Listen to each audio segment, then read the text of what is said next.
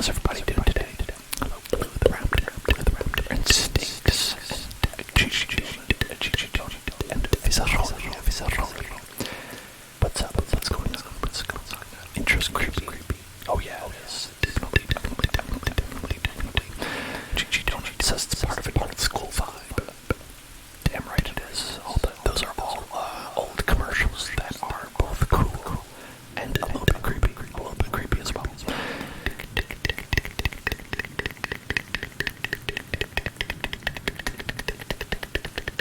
The sound makes you think of a fan. Okay, that's interesting because the sound is actually, it's like just kind of white noise. So it can sound a little bit like a couple of things. It can sound like a fan. It could sound like rain. It depends on kind of what you're thinking of at the time. It's interesting that way. Or a car engine. Gigi Donut says interesting. Does anyone know how to stream with internet the size of a charge head?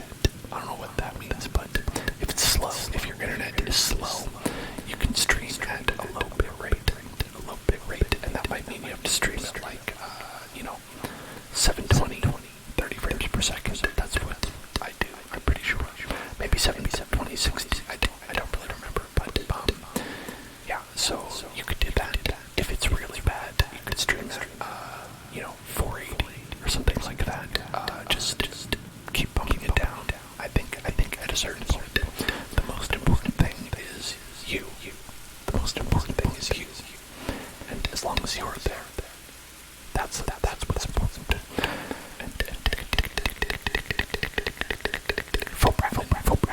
Says that you haven't been into Magic the Gathering recently, so you didn't know that these cards were coming out.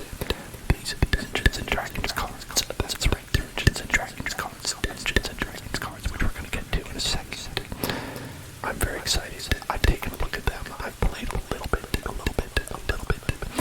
So I have a passing understanding of what the cards are, but it's going to be really good. It's going to be a fun time. Hope y'all are excited for it. Let's do. Oh, whiz.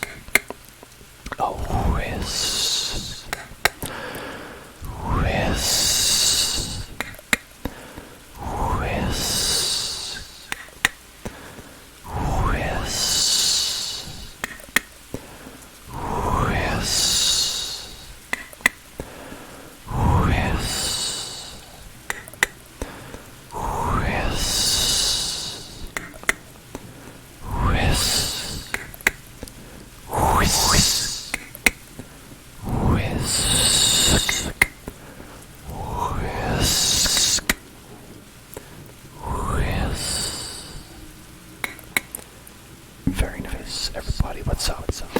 So, like I said, we're going to be playing Magic the Gathering. Magic the Gathering. Have you heard of this? Have you heard of this game? It's like Pokemon, but less popular. Like Pokemon, but older. Like Pokemon, but made by the same people originally, and now it's made by the Pokemon Company. So it's interesting. If you know Pokemon and you don't know Magic, you'll find a lot of similarities that you may find fascinating. I certainly do. It's quite a good game. Yeah, you throw magic cards at each other. That's right. You just take them and you go wah, wah, wah, wah, wah, wah, wah, and whoever gets a paper cut first is the winner.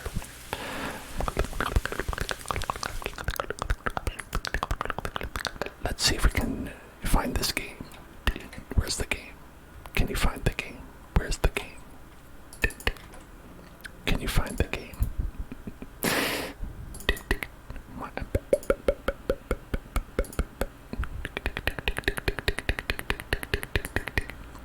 Bratman. Oh, thank you for subscribing. Thank you, Bratman. That is awesome. Thank you so much. Welcome. Let me try relaunching this. Maybe that'll get it.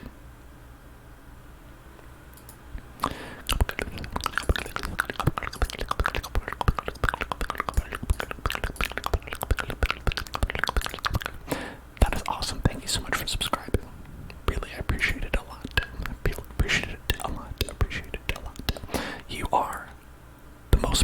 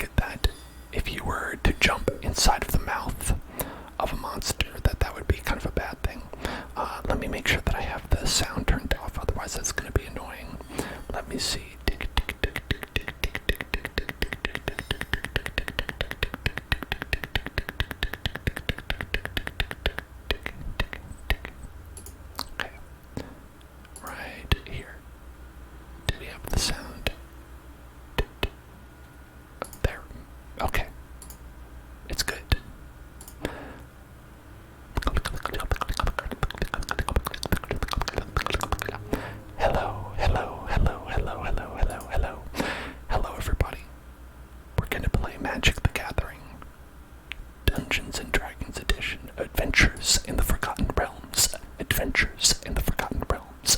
Adventures in the Forgotten Realms. Adventures in the Forgotten Realms. This is Magic the Gathering Arena. For those who don't know, there are two kinds of online clients for Magic. One is Magic the Gathering Online, which requires you to have cards, and it's kind of like Pokemon card game online. This one is like Hearthstone, where you can get packs. Get packs, and you can just open the packs and buy stuff. Gems. Love gems. Love gems. Gems.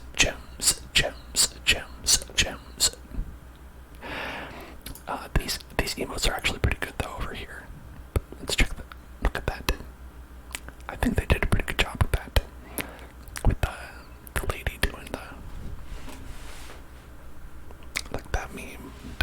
It's good stuff. Good stuff. Inaudible whispers. Alright.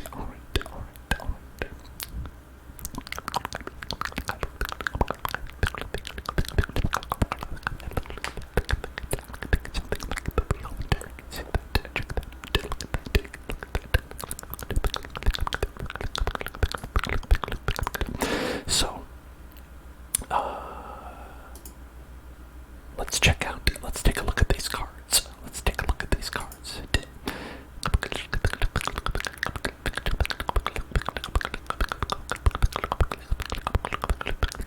Digital Lux changed their name from 24K just did. Very cool. Hello, Digital Lux.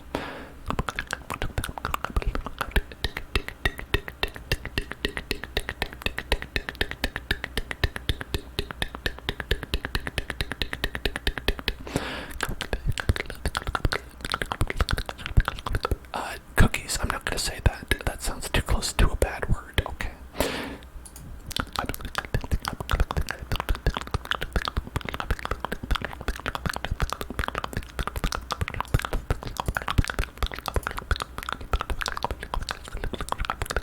So, this is a Dungeons & Dragons set, and it has a number of cards from Dungeons & Dragons that look and are kind of similar to Dungeons & Dragons. If you can look, this one is a land, but they have a special, look at that. Isn't that neat? So it's like styled like the old adventures manuals, right? The modules that you could get. So it's a lot of style. It's very cool. It's very cool looking. And I thought we'd go through some of these cards and check them out. Let's check it out. Let's check them out.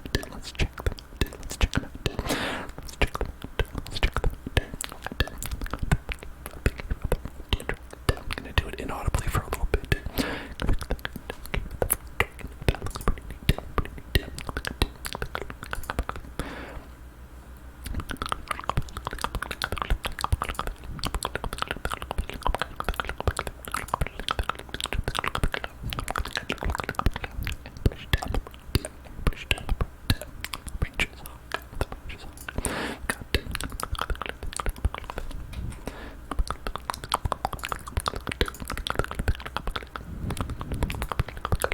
So this is one of the things that I think is pretty neat from this set, is that they have classes, right? So ordinarily Magic just has different colors like white, red, black, blue, green, and you can play as one of those colors, a combination. It's up to you. But in this one they have little enchantments called classes. So this one is like a cleric class, so you could play this, and it kind of mimics what it would be like if you were in Dungeons & Dragons. You decided this is going to be my class, and then you can level it up by paying a certain amount, and level it up, and you can get up to level 3. So it's kind of a neat little flavor thing, and part of the thing that I think is interesting about this set is that they do a good job tying that flavor into the card game and making you feel like it's like, hey, look at that. I could be a paladin, right? And it gives you effects like spells cost more to cast because you're a paladin and you can deflect magic. Then creatures you control get 1 power bonus because you're protecting them. And whenever you attack, target attacking creatures gets a +1/+1 for each other attacking creature and gains double strike. So it's very like combat focused sort of class, and it gives you all these passive abilities because of that. So I think it's pretty neat. Got a portable hole.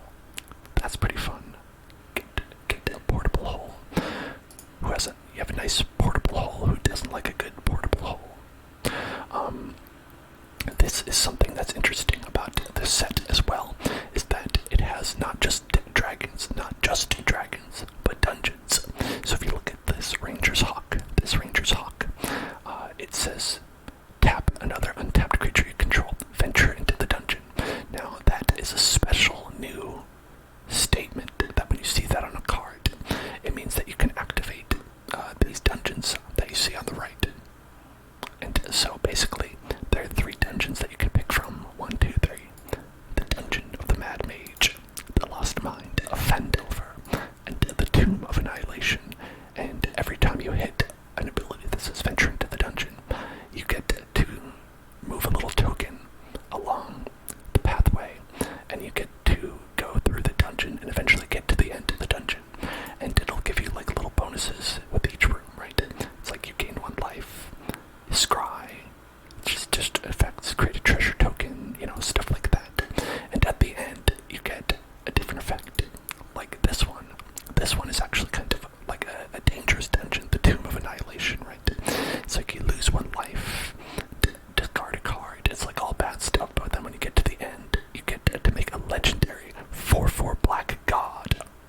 So it's like you get a big reward for going through this dangerous dungeon. So it's an interesting mechanic because you get to pick which dungeon you go through as well.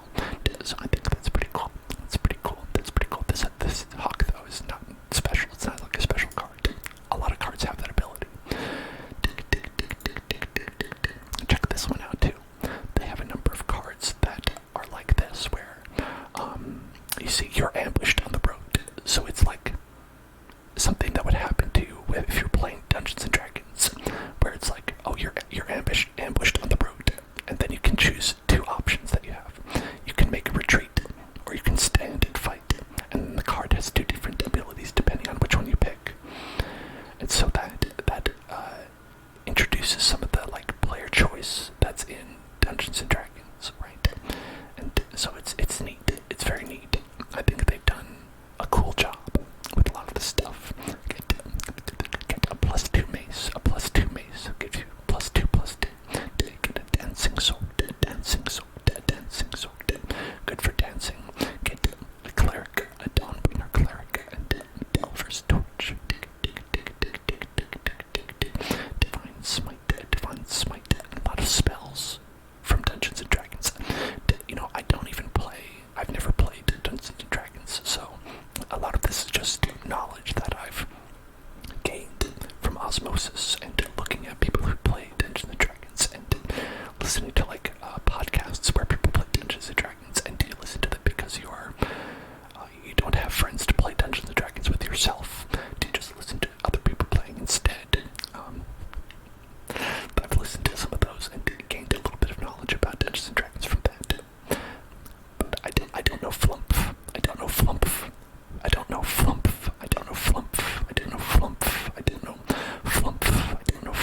But Flump seems like a fun person. Jellyfish, definitely a jellyfish. Hello Voxel, we're just looking at Flump. Taking a look at Flump. Voxel knows Flump. Wow. Right off the bat, you were even saying you didn't know a lot of D&D stuff, but you know Flump. Do you know? Oh, everybody knows the Loyal Warhound. That's not even, you don't even need. Look at that beautiful boy. The Loyal Warhound. Check that out. Oh, what a nice guy. Nice little boy. Oswald Fiddlebender.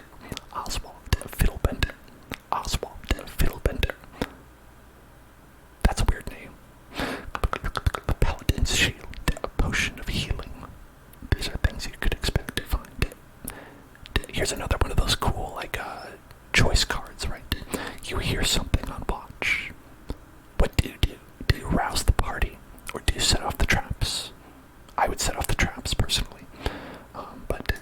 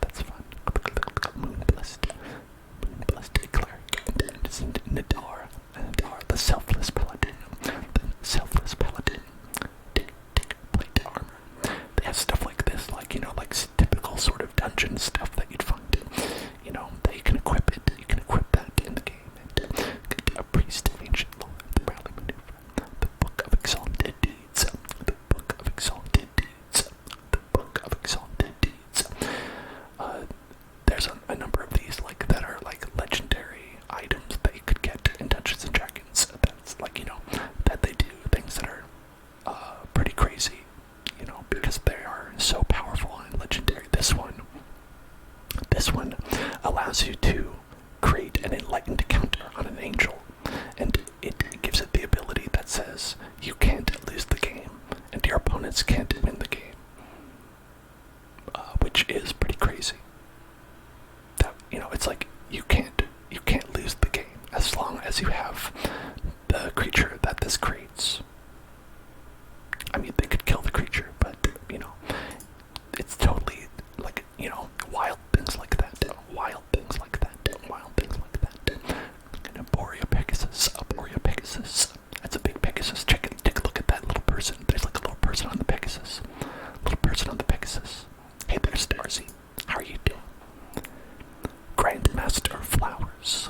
The Grandmaster of Flowers. This guy, he's masterful. That's a masterful man right there. Check that masterful man out. He turns into a dragon. I think this is from a character from one of the I don't know the books. I think they're like R.J. Salvatore or something like that, where he wrote a series of books about Dungeons & Dragons, the 5th edition. And I believe that this was a character in that who turns into a dragon. And that's what he does. He's Bahamut. He is Bahamut. I know Bahamut from Final Fantasy. Icing Death, the Frost Tyrant. He's pretty cool. When he dies, he turns into a weapon, like you would if you slayed a dragon in Dungeons and Dragons or any kind of fantasy game. When you slay him, he turns into a weapon that you can then use. That's pretty neat. I'm always into neat card interactions when people think of cool ways to make something into a card, right? In these games, right? It makes you think about the card game in a different way. The delicious flavor of the White Dragon. I love a deliciously flavored White Dragon.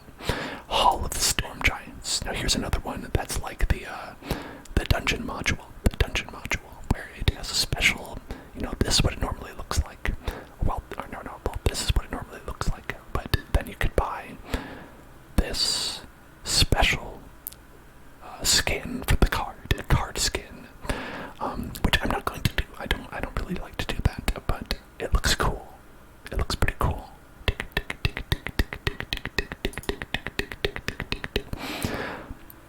You drop the burrito lace. No, I like the burrito lace. It's like you can tie your shoes with it. You just tie your shoes with burrito. Fly. Can fly. That's a spell. A secret door. A silver raven. The black staff of Waterdeep.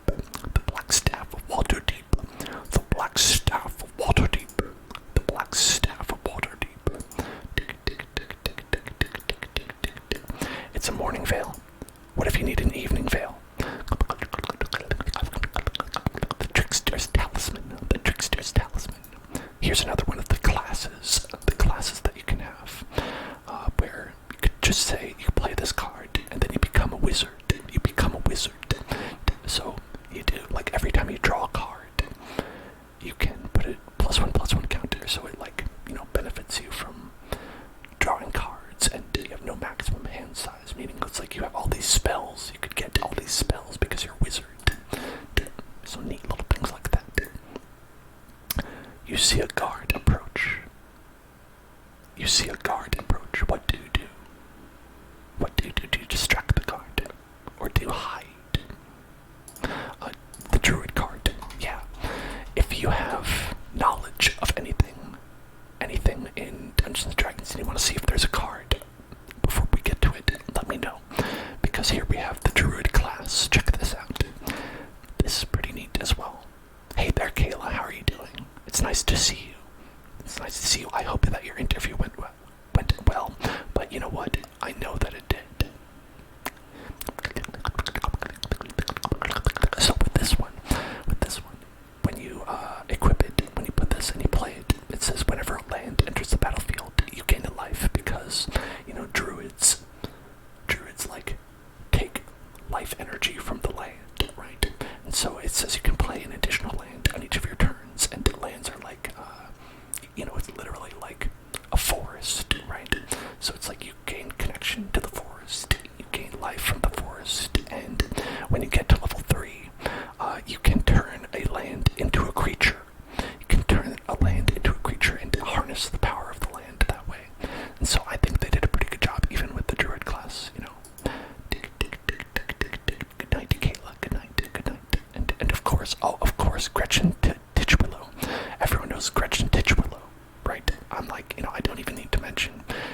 no introduction.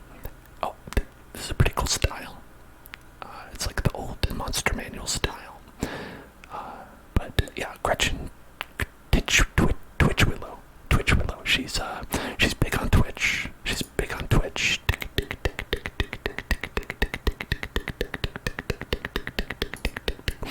One that I thought was cool was like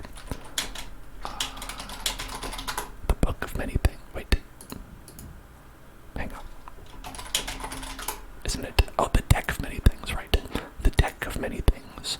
So this is like a cool item from Dungeons and Dragons, where basically like you can pull things out of it, and like wild things happen in Dungeons and Dragons, and so they have that effect here in the Magic the Gathering. Voxel says it's a horrible item. Well, fine. Look at this insignia. It's mythic rare. It's mythic rare, so it can't be horrible. There's no way. But what it does is actually like kind of a similar effect where you actually roll a d20.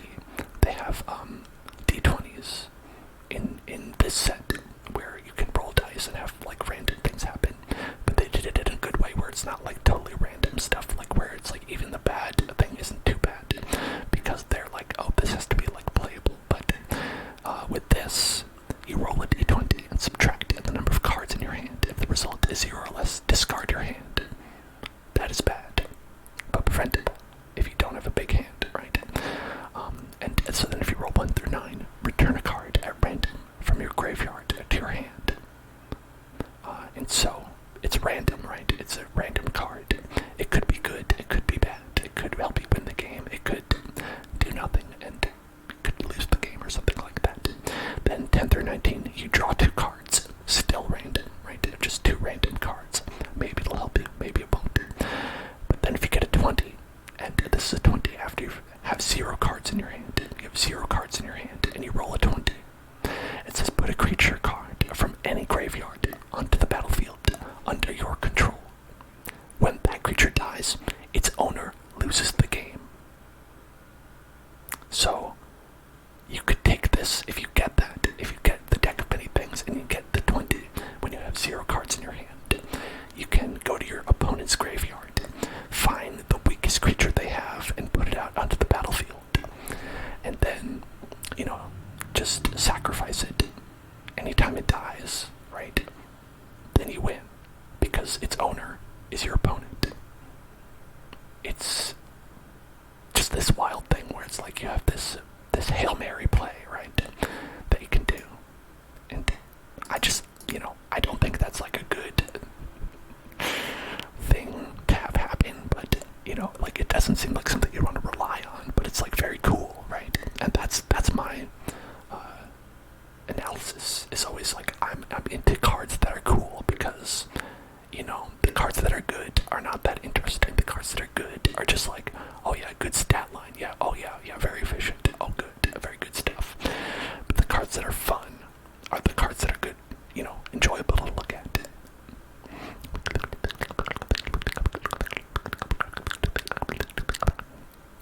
Of course, this guy just getting blasted with frost. That's fun to look at too, of course. Shocking grasp. Shocking grasp. You come to a river. Fight the current. Find a crossing. 2 good options to take. Yuan T. Malison.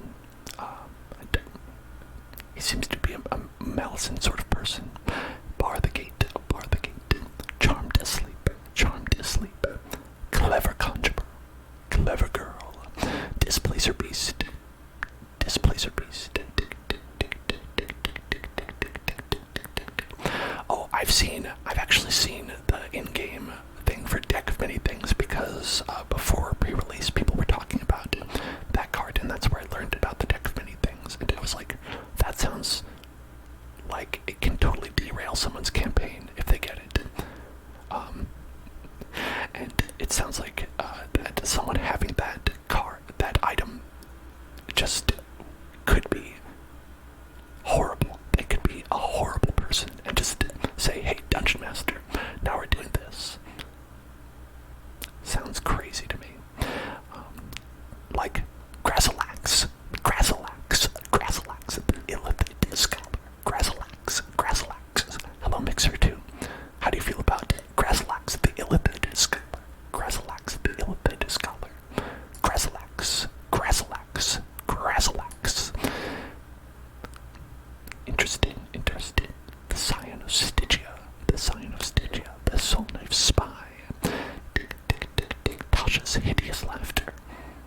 Okay, that's very rude. Alright. Listen, Tasha, you do not have hideous laughter, okay? Tasha, you're wonderful. Tasha, you're fine. Your laughter is great. Look at this dragon. It's beautiful. I have no problem with that laughter. You find the villain's lair, foil their scheme, or learn their secrets. Tick, tick, tick. Contact other plane. Demolition Derby, the Demolition Derby, the Demolition Derby, the Ginny Winseer, the Shortcut Seeker, the Aberrant Mind Sorcerer, Imrith Desert Doom, Imrith, I think that's an I, it's the I problem again, Imrith Desert Doom, tick, tick, tick, tick, tick, tick, tick, Mind Flayer, the Rhyme Shield, Frosted Giant, Split the Party. This one's funny, where the flavor text, a lot of these cards have flavor text on this, where this one says split the party, and the flavor text is don't. Choose target player, return half the creatures they control to their owner's hand or end it up. So it's like you split your opponent's party to make them weaker. Yeah, like Voxel says, never split the party. This is Magic the Gathering Muskie, and these cards are all new today.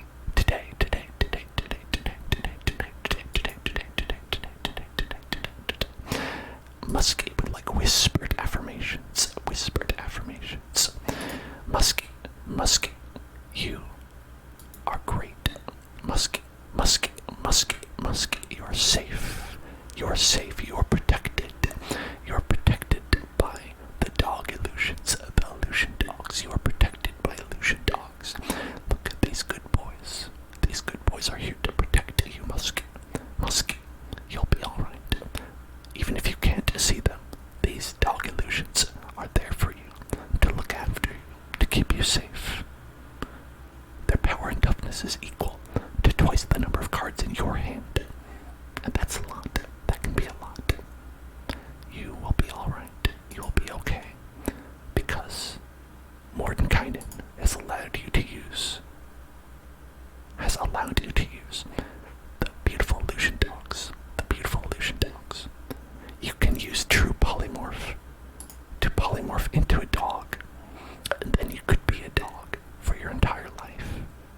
Imagine being a dog for your entire life as a result of the true polymorph spell. Now that would truly be the life. Would you do that? Would you become a dog? I think you would, because then you could just run around and be free. Just have a nice time and go to the park, go for walkies, poop outside. Maybe that part's not great, but a lot of the other parts are great. You can have a friend, a master friend, and you guys can go on an adventure together, and then you can get really excited when they come home, and when they're not there, you can just walk around the house and sniff stuff. It would be a wonderful life. Imagine that. Imagine living that wonderful life. I think that's the headspace that you should be in when you're trying to relax. As a polymorphed dog, try to be a dog. Try to live life as a dog. A little puppy, a little good puppers.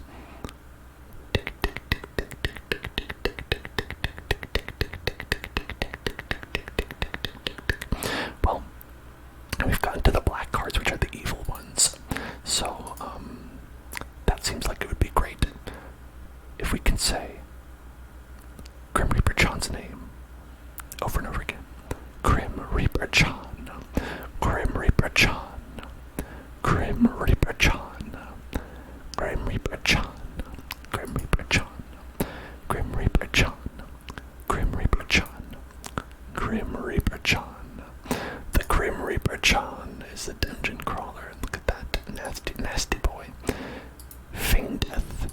The Grim Reaper John will not get you if you feign your death. If you feign your death, the Grim Reaper John will be confused and leave you alone. Hey,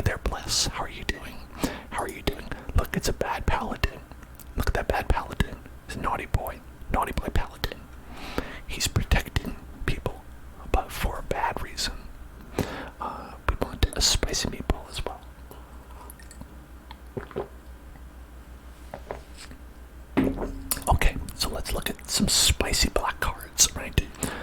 Like the Ray of Enfeeblement.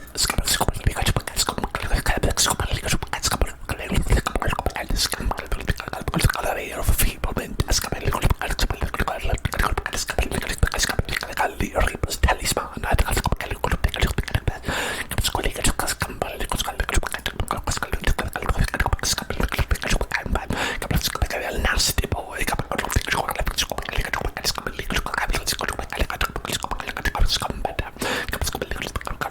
Louis Carroll.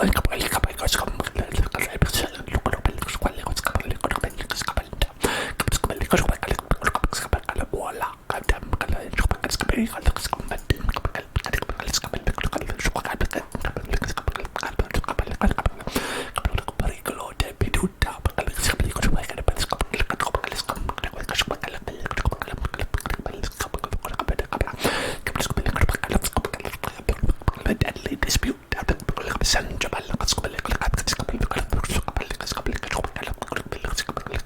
Fates are reverse.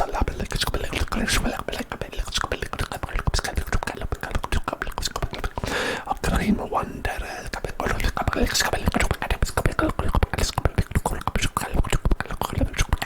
Hired a hexablade.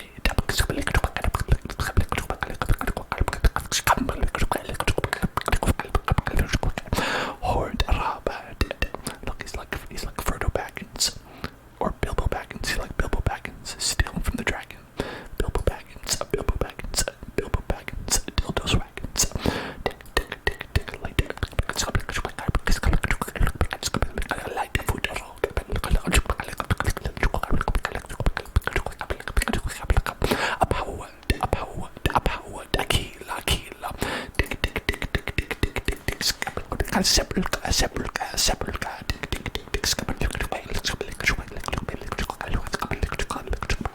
The thieves tools.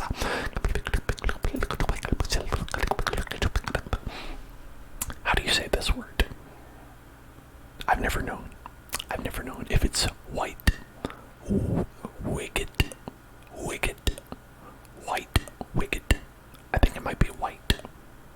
I don't know. White. Okay, Voxel says it like white, like the color, but that doesn't make sense. It's a black card. Why would it be a white when it's black? A white black card. Never heard of it.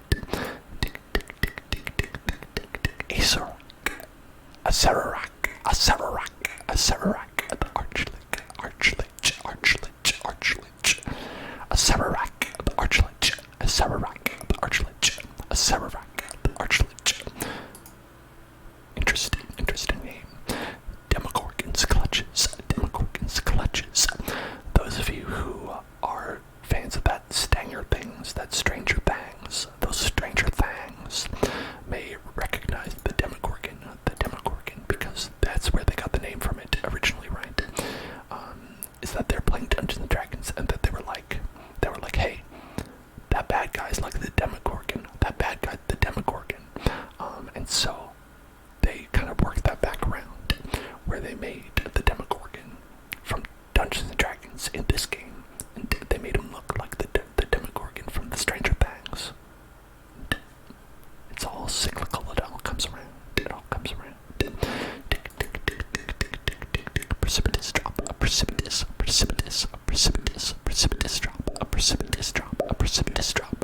Precipitous drop. A precipitous drop. A skullport merchant. Oh, there's a little cat in the back.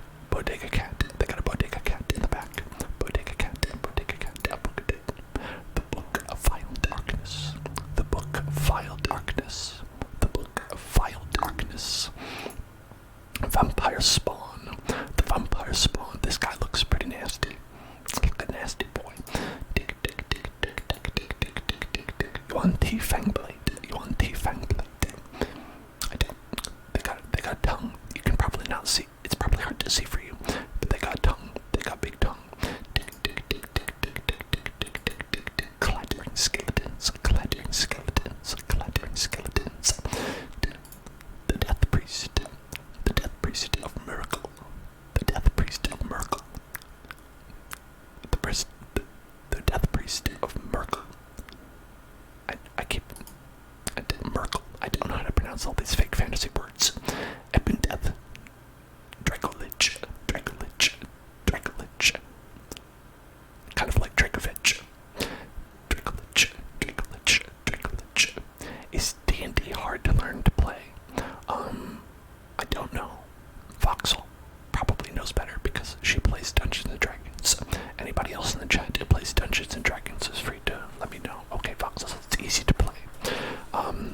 If you're wondering if Magic is easy to play, maybe. Sometimes a little bit. Easy to play, hard to master. Well, not that easy to play.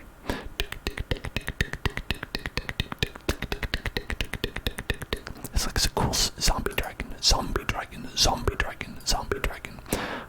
I like this one, the gelatinous cube. Check this gelatinous cube out. So, what this guy does is that when you play him and he enters the battlefield, he'll take a non-ooze creature and capture it inside of him. And then if you use the dissolve skill, then you can basically, you'll tear it apart and you'll get rid of it, right? But if you can kill the gelatinous cube before it does that, then you'll free whoever was trapped inside. And so that's pretty cool. Like, I feel like it mimics what it would be like to fight a gelatinous cube. Based on my knowledge of what it's like to fight a gelatinous cube in real life.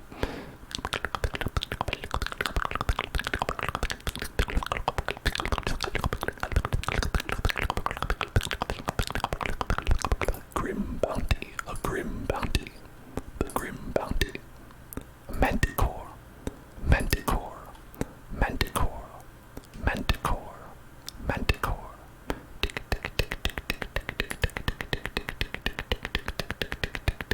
Drider, drider, drider, drider the spider, drider the spider, drider with the spider. Hello apple juice, hello apple juice, hello apple juice. Herald of Hadar, herald of Hadar. Lolth, Lolth, Lolth, Lolth, the spider queen. Okay, Lolth here looks pretty nasty. But here it's like, oh, that's not so bad. Look, she's such a nice lady. Look at that nice lady. Nice lady. Nasty, nasty, nasty lady. Nice lady, nasty lady. Nice lady, nasty lady.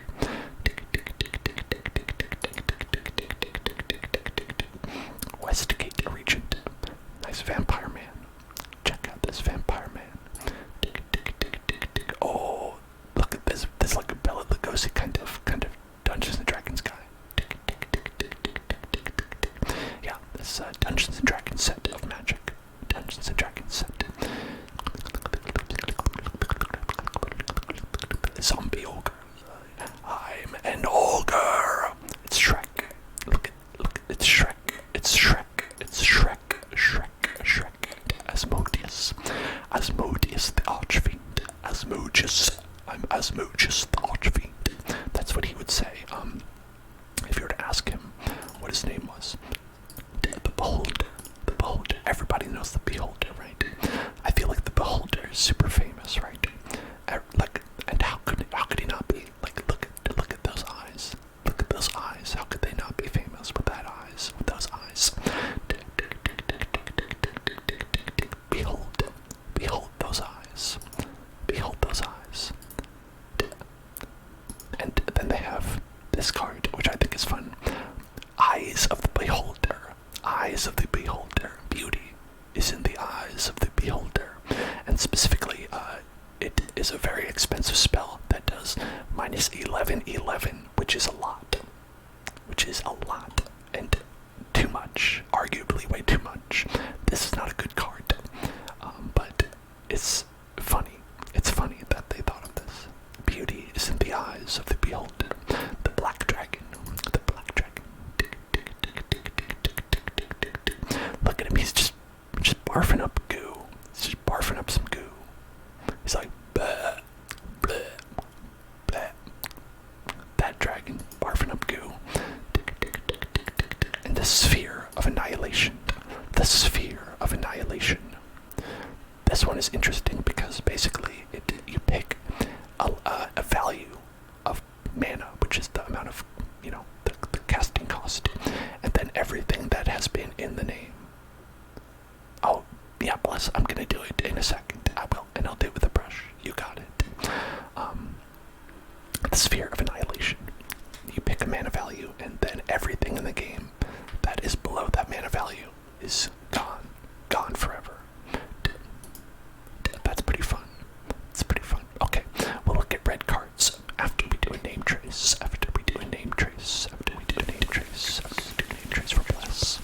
For bless. Hello, Aaron. Hello, Aaron. We're doing a name trace for bless. Bless. Sk. Sk. Sk. Sk. L. Then E. Sk. Sk. And then S. Then S. Then 4. Sk. Sk. S.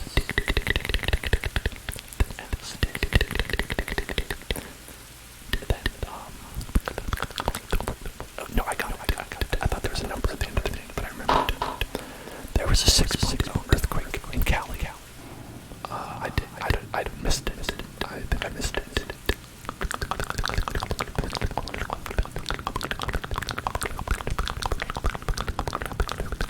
But yeah, that's pretty big. I can't believe I didn't even notice it. It must not have been around here. It must have been somewhere else. Because I am in California, you'd think I'd notice that. I guess I'm just that, I'm just a bugbear. I'm just a bugbear. An oblivious bugbear. Bugbear. Bugbear. Den of the bugbear. Den of the bugbear. A den of the bugbear. I think, again, these dungeon modules, I think, are so creative, you know, where they make it look like that. I like this. It's so neat. Like, it looks so much different than the regular card, which is on the right. It's like, you could just play that. It's neat. Why does your head hurt? Probably because you have a headache. Probably a headache, I would imagine. Are you a barbarian? Are you barbaric? Do you feel barbaric? A barbarian, barbaric, a barbaric, barbarian, a barbaric, barbarian. Boots of speed, boots of speed, boots of speed. Hey Voxel, you said that you liked the echo. Would you like me to put the echo on right now? I could do that. Oh, okay, so the earthquake was by Sacramento. Oh, I don't think I'm by Sacramento. I don't think I'm near enough to be able to feel that. Alright, let's put the echo on here. We can do that. Echo, echo, echo, echo, echo, echo, echo, echo, echo, echo, echo, echo, echo, echo, echo, echo. That'll make it more fun because I'm just talking. I'm just saying the names of magic cards right now. Dueling rapier, a dueling rapier, and a goblin javelineer. Look at that. That's actually pretty cool art. I like that style. That's nice. That's nice. That's nice. Kick in the door. Now this is what you do. If you're on a cop TV show, and you want to go inside a door, this is the way to do it. Just kick that baby in. Kick it in.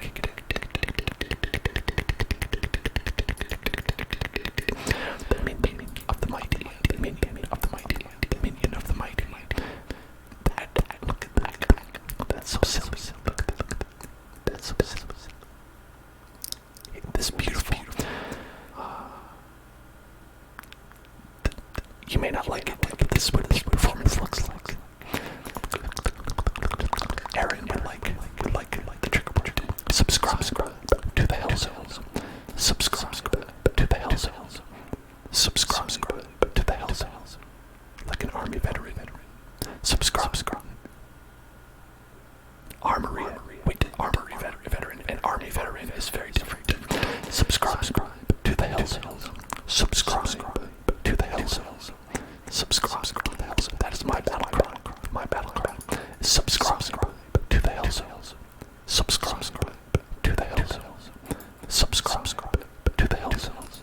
It's quite brazen to subscribe to the Hell Zone, but I appreciate it if you do. Burning hands. Burning hands. Burning hands. Burning hands. But by the way, I don't know if you can see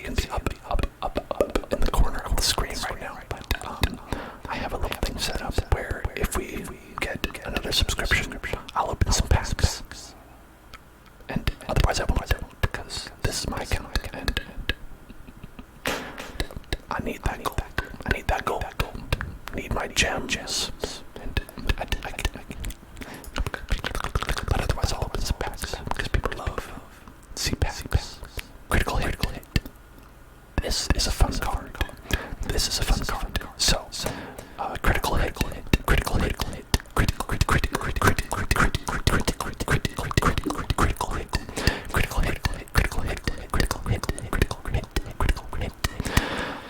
Double strike. That means you attack 2 times. You attack 2 times with your turn. But with a character. Oh, Voxel gives me a sub. She wants to see those packs open. ASMR dinner. Yum. We're all gonna eat some ASMR dinner tonight. I actually did not have dinner tonight. I'm gonna eat dinner after the stream. Tonight, I'm gonna have some dinner.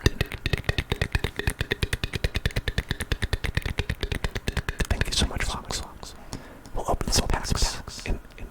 We'll open some packs. Do you want me to finish going through the cards, or do you want to open packs now? Since you gifted us up, I'll let you pick. But let me finish describing what's cool about this card. So when you get a critical hit, do double damage, right? And this makes your character, your little monster, attack 2 times, right? And when after you've played this card, it goes into your graveyard. And if you're rolling a dice because of another card, and you get a natural 20, get 20 on the dice, it'll come back to your hand, so you can do it again. So it's like you get a critical hit. So it's like anytime you get a 20, it's a critical hit, and then you get the card back. And I think that's pretty neat.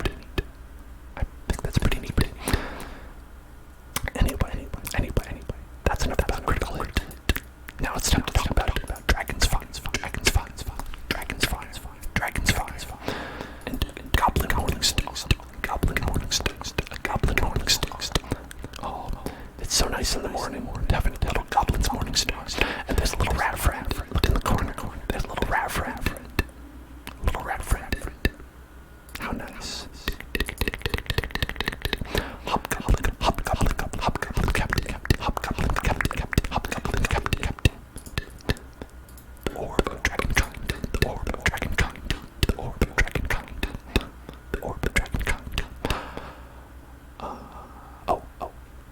Trigger word we'd like is tick-tock.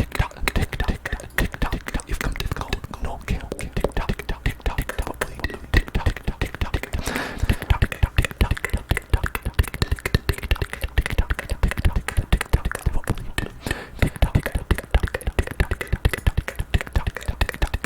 You found some prisoners. What will you do?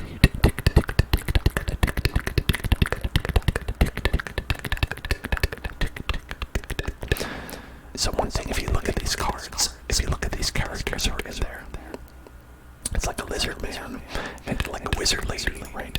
I believe that these characters are persistent in all of these, like choice-based cards. That they're the same characters. Where you have lizard man, got wizard lady, and I think there's this like kind of halfling character, and then an archer man. So I think that if you look at all these cards, you'll notice that those characters are in them. So we'll take a look at that when we go through with the rest of these. Flame Skull.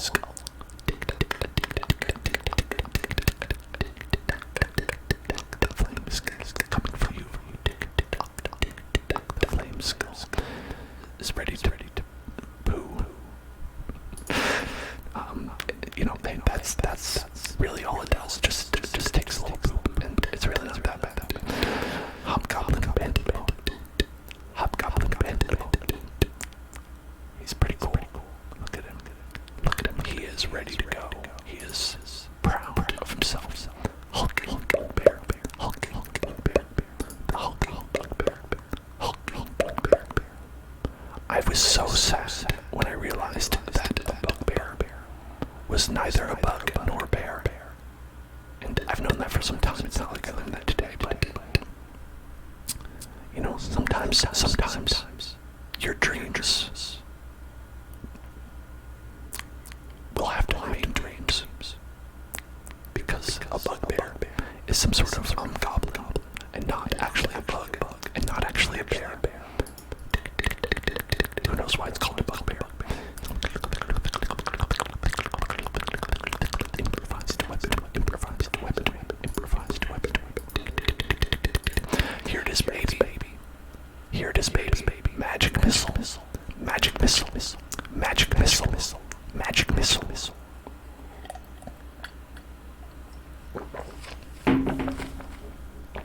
You know they had to do it too. They had to have magic missile, right? And so, what do you know about magic missile, right? It always hits, and there's 3 of them. It always hits, and there's 3 of them. That's what I know about magic missile. So they said the spell can't be counted. So if you're going to use a counter spell, it doesn't work. And magic missile deals 3 damage, divided as you choose among 1, 2, or 3 targets. So boom, boom, boom, boom, boom. Magic missile. They did it. Plundering barbarian. He's ready to plunder barbarian. Price of loyalty. It's 3 mana. That's the price. Rust monster.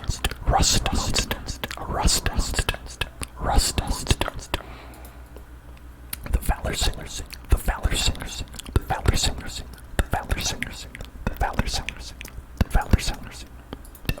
A wish.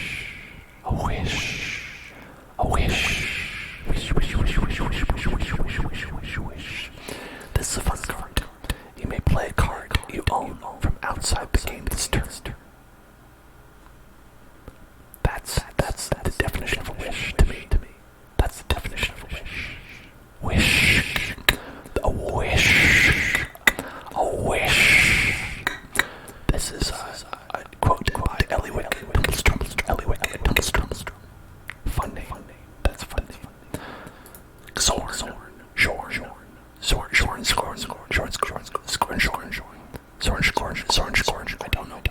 I don't know why you say that.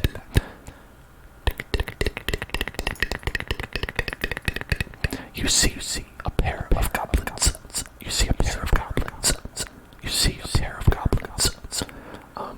And what we said, we're looking for those people. I think they're in the back there. Look, you can see the archer man. This one's a little bit hard to see because the main focus is these beautiful, sexy pair of goblins. You can befriend them. You know I'm going to befriend them. Obviously, I'm going to befriend these goblins. Chouse Chandler. Just kidding, it's chaos. I know that. Wild Mage.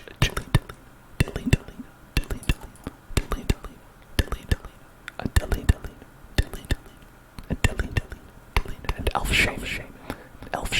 There's no shame in that. Horde Oak. I am an ogre. Do you know who said that? That's right. It was Austin Powers. Jade Cells.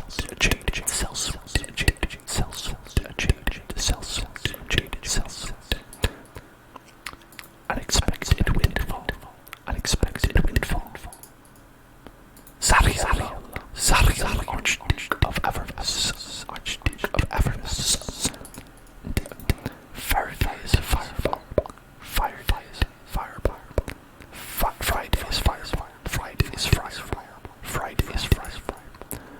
Oh, Wayne's from Wayne's World. Yeah, I love it. I love that guy. I'm always like, hey, you were great in Love Guru. Just kidding. That's an abomination. Swarm goblins.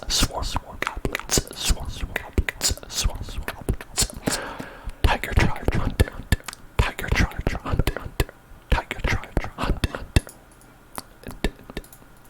Salt. Fire Giant.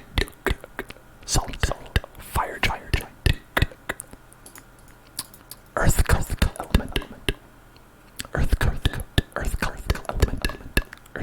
Element. Which is worse, Love Guru or Master of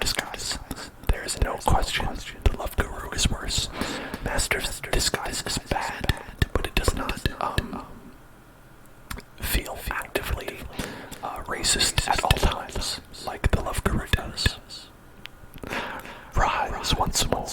Rise once more. Thank you for following Rise once more. The very cool name. Rise from your grave. Rise from your grave. Inferno of the stars. Inferno of the stars. Inferno of the stars. Big dragon. Big dragon. I've heard a bit about these dragons and the dungeons that they come from. Red dragon. Red dragon. Red dragon. The red dragon. The red dragon. It's what I usually think of when I think of a dragon. The red one. The red one. Meteor swarm. A meteor swarm. Okay. This art is just cool. Check this out. Check out this wizard. And like all this big fire coming down. That's some cool shit. This wizard definitely gonna be in trouble. This wizard is definitely breaking some kind of law, though. I gotta be honest. Like there's a town nearby. It looks like. What are you doing? You're gonna kill everybody. Come on. Cool. I see. I'm doing well. How are you doing? Rise once more.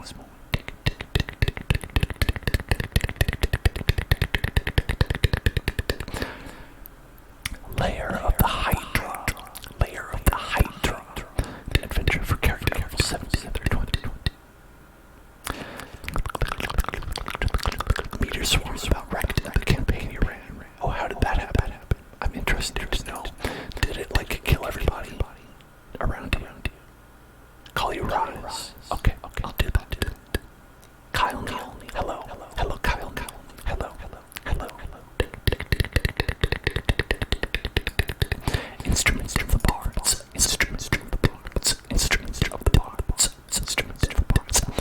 That little bunny is listening intently. And there's a kitty cat. And some kind of leopard who's I want a pet, please. And there's a little piggy.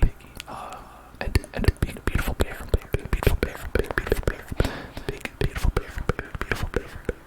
Oh, you got sub 2 on your stream. Congratulations, guys. That is great.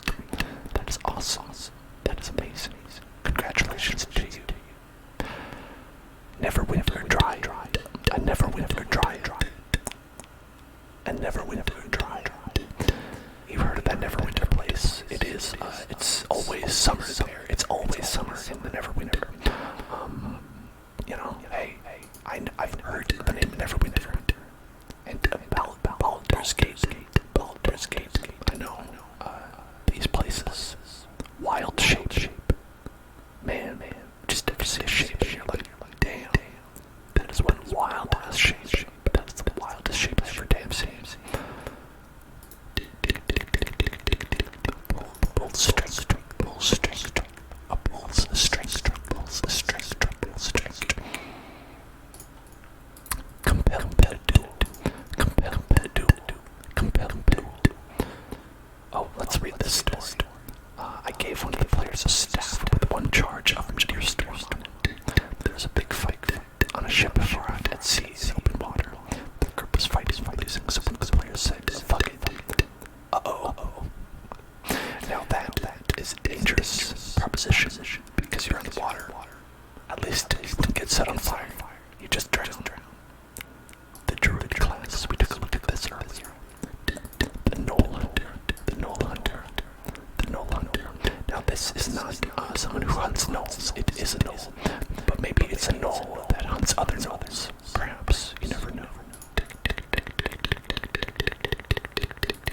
Intrepid outlander.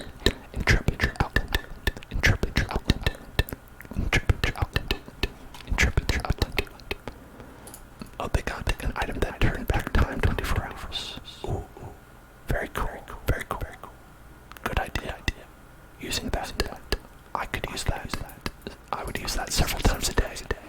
And then go back several days. Eat Nuggets says that if you're drowning, just drink the water. Problem solves. Plummet to your death. The prosperous innkeeper.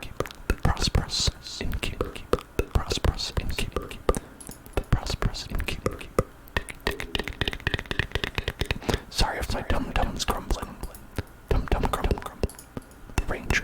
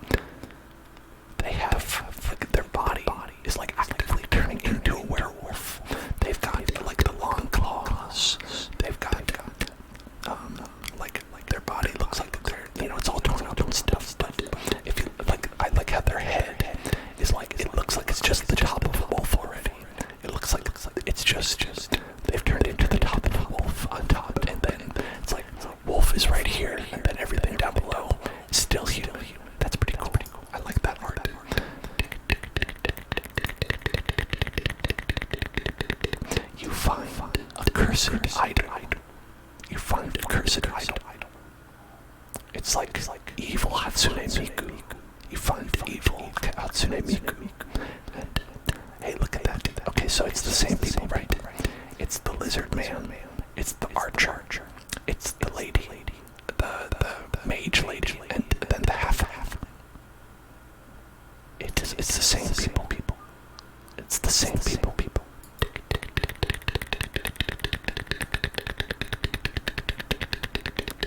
Heat nuggets, I don't think I would enjoy driving very much. I think that would be a bad person. Choose your weapon. Choose your weapon. And this also has the same party in it. Check it out. So this is the archer that we've seen in the background, right? And there's the mage lady and the lizard. And then there's I think the halfling must be maybe a mage. I don't know what class they are. Maybe a rogue, perhaps. But here you can see they're choosing. Am I going to use a sword or am I going to use a bow to battle this guy? Obviously, they went and picked the bow. The circle of dreams. The circle of dreams. The circle of dreams. The circle of dreams. The circles of moon. The circles of moon. The circles of moon. The dire wolf. Prowl. The dire wolf. Prowl. Dire wolf. Prowl. Find the path. Find the path. Find the path. Lurking roper. Lurking roper. Look at that thing. Look at that thing. It got a big mouth with spikes on it. It got a big eyeball. You do not want to encounter this boy. It's got I think a horror is an accurate name for it. Oh my God! Look at that drawing of it. It's got all the saliva coming down and only one eyeball. So that's a benefit. I feel like you could probably just get around it. Stand behind it. It wouldn't know you were there. But other than that, I don't think I really want to fuck with this guy. I don't think I really want to fuck with that guy.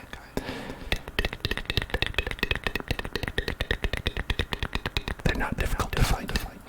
Okay, voxels, you try fighting one in real life. I think they would be a little bit more difficult than you're giving us credit for.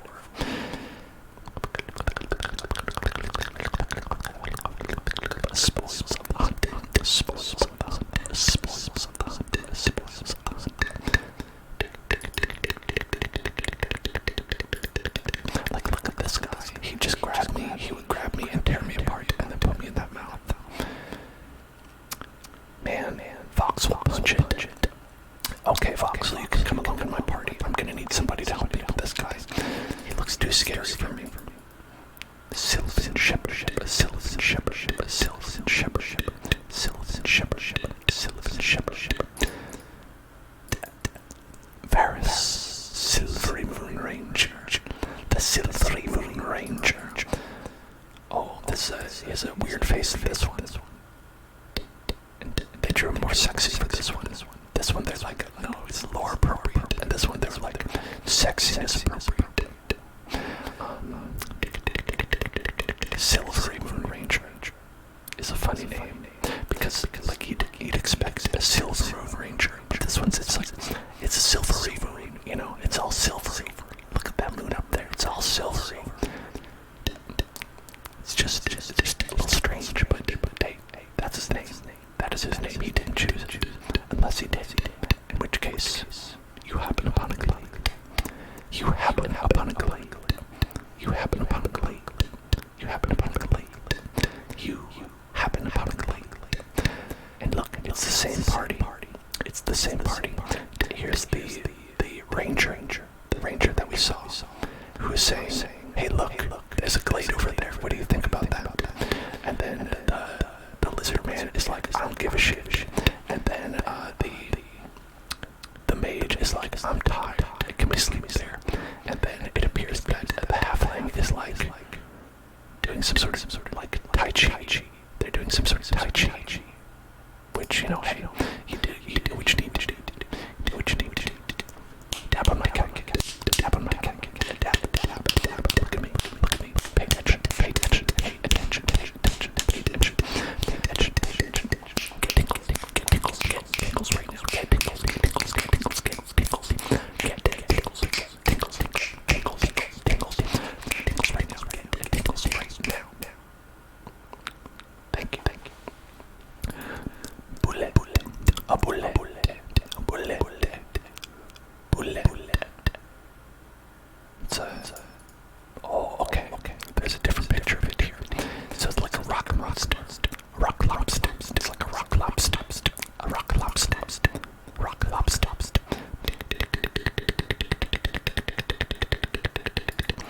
here she is. Eliwick Tumblestrom. Eliwick Tumblestrom. Eliwick Tumblestrom. Elitrick Tumblestrom. Eliwick Tumblestrom. Eliwick Tumblestrom. She looks like a nice lady. I don't know her, but I have an avatar of her because they gave it to people. They gave it to you with the battle pass. With the battle pass, you get Eliwick Tumblestrom. But she's singing a song for the little fairies, and she's got a frog friend, and she got looks like a card captain, a Sakura card over there, and she's gonna summon Windy to help her out. Hunter's Mars. Hi, I'm Mark. Inspiring part. Gotta be honest, it does not look like they are inspired in this picture. It looks like the man over here does not want to wake up. He's like covering his ears. He's like, come on, dude, it is 4 in the morning. Why are you playing this inspiring song at 4 in the morning? And this lady's like, I'll get up, sure. I'll get up, it's okay.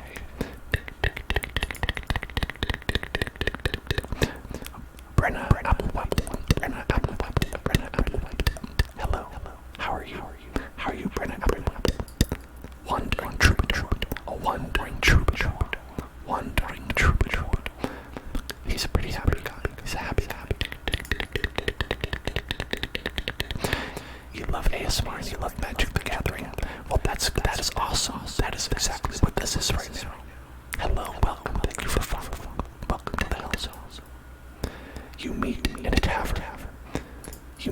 tavern. This is how they met. This is how they all met together. Look at that. It's the party. Look at that. They first met here in the tavern. They're like, the lizard man, he's like telling them a story. And then the mage lady is like, I don't believe that for a second. But then the archer is like, this is a great story. I'm so drunk right now. It's great. This is how they met your mother. It could be like that show. And also it's because that lizard is my mother as well. So quite literally, it's how they met my mother.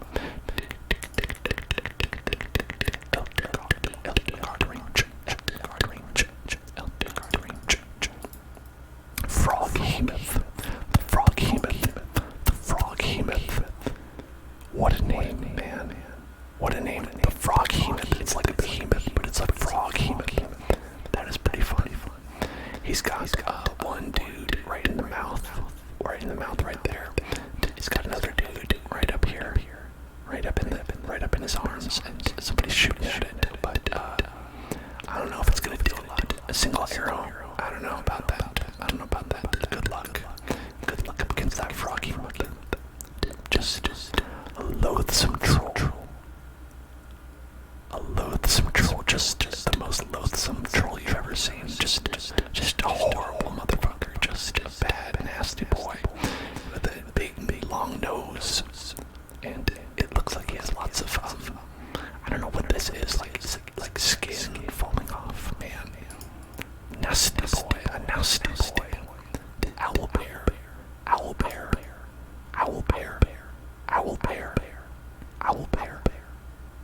A dude in the mouth is worth 2 in the bush. You said it, Voxel. I've always said that. A dude in the mouth is worth 2 in the bush. And it's as true today as the day was written. Owl bear. Now this is a bugbear I can get behind. He is part bear, part owl. Oh man. A green dragon. Also barfing up nasty goo. Just a big burp. It just has a big burp it lets out. Giant hill, herd gorge. So look, he's got a big sheepdog. He's got a sheepdog, and he's just grabbing a sheep in his hands, and he's just gonna eat it. Looks like he has shepherd's crook. Is that what it's called? Shepherd's crook, and he's using it as a toothpick. So I would imagine that he ate the shepherd. And man, a little fucked up to do that. Old knob. The old knob.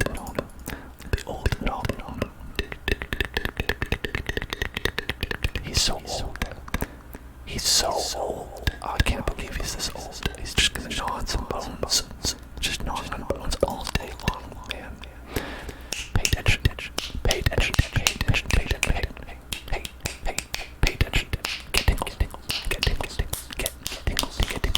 tingles right now. Get tingles. Get tingles. Thank you. Purple.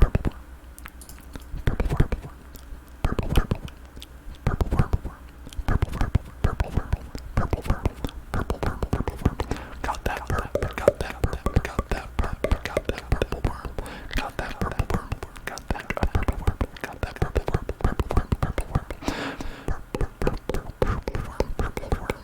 worm. This guy looks ridiculous. Purple worm.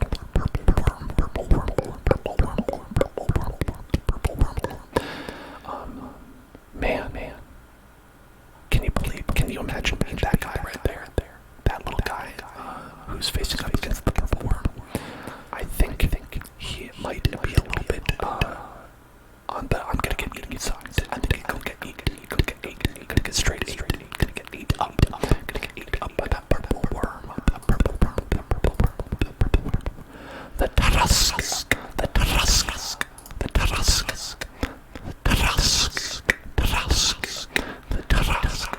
He is like Godzilla here. He is stomping around that city. Yeah, that's right. If you're not careful, you will become a dude in the mouth. An ochre. I am an ochre. Alaskan worm. Is that what they call it from SpongeBob? That big worm. Man, I forgot about that episode. The Alaskan worm. Is that what it is? Am I thinking about the right thing? Ochre jelly.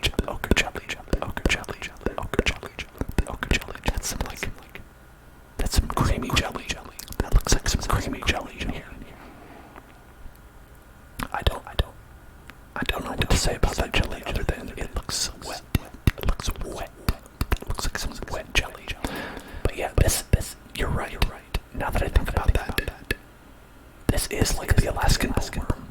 This is just like that. Man, I can't believe Dungeons & Dragons stole that from SpongeBob SquarePants.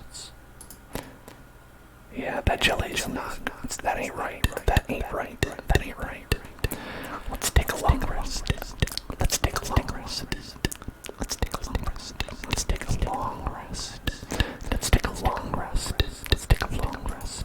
Very relaxing. The monkey class. Ready to fight. The monkey class. Hamapasha, ruin seeker. Hamapasha, ruin seeker. Just looking for ruins. If you see any, let her know. Let Hamapasha know about it. Hamapasha. Lucas Members, thank you for following. Triumphant adventure. The triumphant adventure.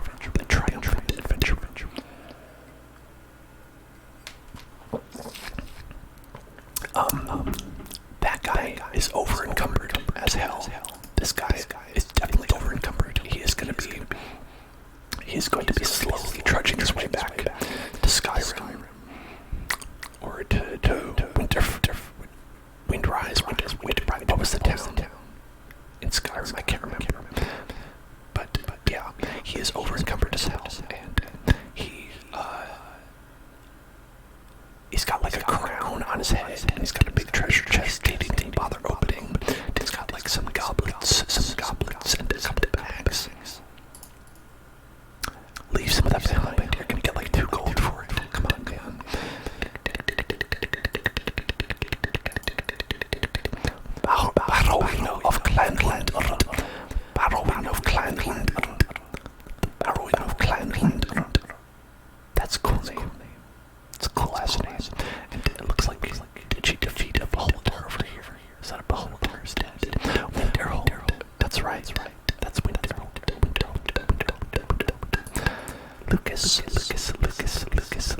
Lucas. I'm so glad that you've been watching on YouTube. That is awesome. Thank you for showing up. Thank you for being here.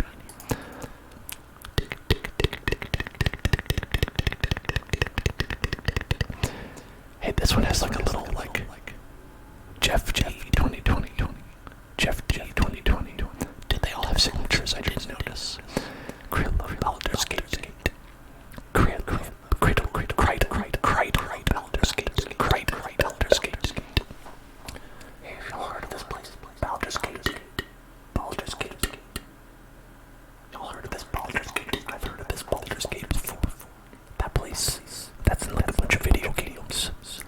Baldur's Gate, it's got like the Baldur's there, and he's got a gate, and he'll open it sometimes, but not all the time, and he's going bald. He's a balding man, and that's why he has the gate, because he's very embarrassed about how he's balding, and I think that he should just open up about it. It's nothing to be ashamed of. It just happens. It's okay. Bald is beautiful. Balder is beautiful. Balder is beautiful. Balder is beautiful. That's what I think about that. The Rouge class. The Rouge class. The Rouge class. The Rouge class for rouges. When you gotta get that eye game on point, that eye makeup game on point. The Rouge class. Xanathar. Xanathar the guilty kingpin. Xanathar the guilty kingpin. Xanathar the guilty kingpin. That's pretty good. Looks pretty good to me. He looks like he is just running this like seedy underworld, like full of like all these like people who are like high on all these like incenses and stuff like that. And what a good vibe. What a good vibe for fantasy. Big circles fart man. Like, I'm the master of this place. Very Jabba the Hutt, you know what I mean? Sorcerers. The sorcerers. The sorcerers. The sorcerers. The sorcerers. Xanthar's guide to everything. Oh, neat. I didn't know that he wrote a book. He doesn't seem like much of an author, but, those are my prejudices. That's just my prejudices. I bet he is a great author. I think he doesn't have hands, though, but he's, that doesn't mean you can't, have someone inscribe for you. You could dictate the book. And anything, that's even more impressive, right? Faraday.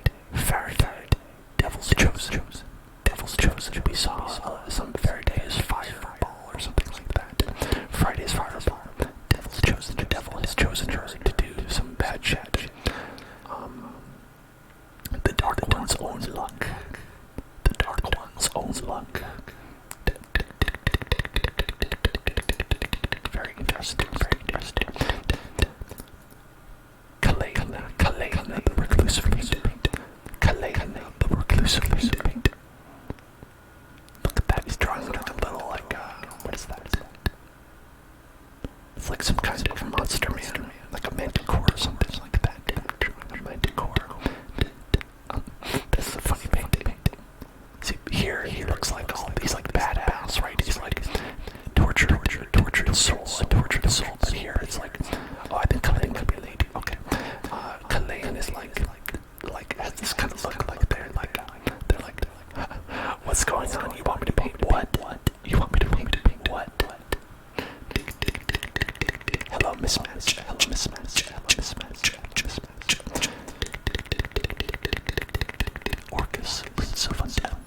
Orcus, Prince of Undead. Man.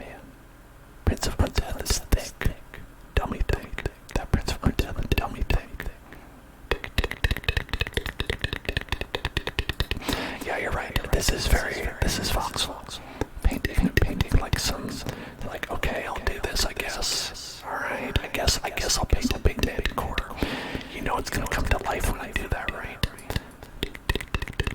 Some inaudible whispers are some death's whispers.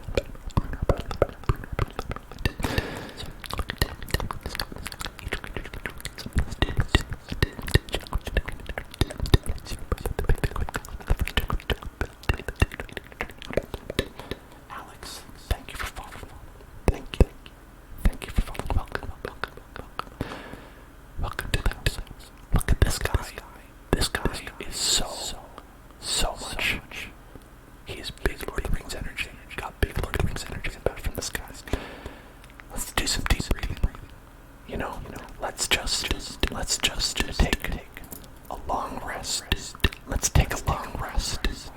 Let's take a long rest together. All right. We're gonna do some deep breathing. All right. So we're gonna breathe in for 3 seconds. We're gonna hold our breath for 3 seconds, and then we're gonna breathe out for 3 seconds. All right. All right. So here, do it with me. All right. Breathe in for 1, and now hold it. And now breathe out slowly.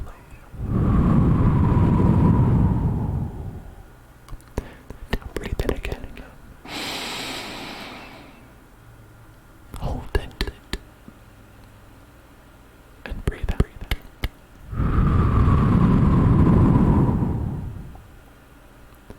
Breathe in. Hold it. And breathe out.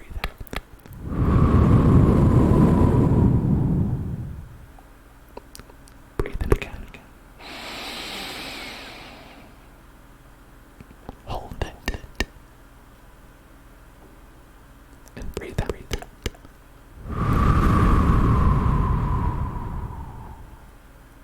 Okay, one more time. Breathe in. Hold it. And breathe out. Very good. I hope you've enjoyed this long rest. Oh yeah, Voxel is definitely so. That little first thing that's by her name means that she was one of the first, I think, 10 people who ever subscribed. And she has kept that subscription for almost 6 months now. I always gotta give it up for Voxel. Gotta give it up for Voxel for being so awesome. Gotta give it up. Gotta give it up. Gotta give it up. Gotta give it up. Gotta give it up. Yeah. Gotta give it up. Gotta give it up. Yeah. Gotta give it up for Voxel.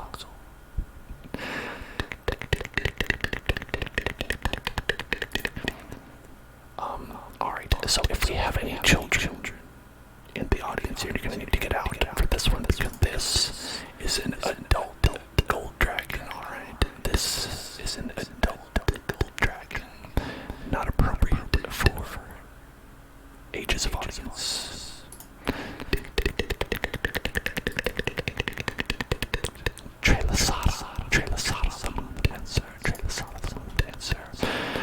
Let's try and get through these fast so we can open some packs that Voxel wanted to see before Voxel falls asleep. I think we should be almost done. Just have to take a look at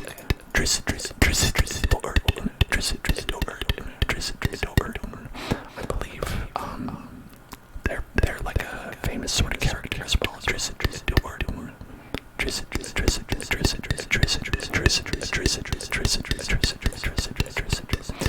And oh yeah, also Gretchen Twitch Willow be on Twitch. Which category does she stream? I think that she looks, I mean, well, she's a halfling, so she's not a baby. She looks like a baby, but I'm gonna assume that she streams Valorant. She's a big Valorant streamer. Volo Guide Monsters. Volo Guide Monsters. Look at that, he's pointing up at the monster right there, and he's like, hey, look at that monster. You know what that monster is? No, but good, because I'm gonna tell you. He's got a big beer, he's got a beer in his hand, and a book. He's got a beer in a book, and he's gonna tell you all about it, and all about it. Minsk, the beloved ranger.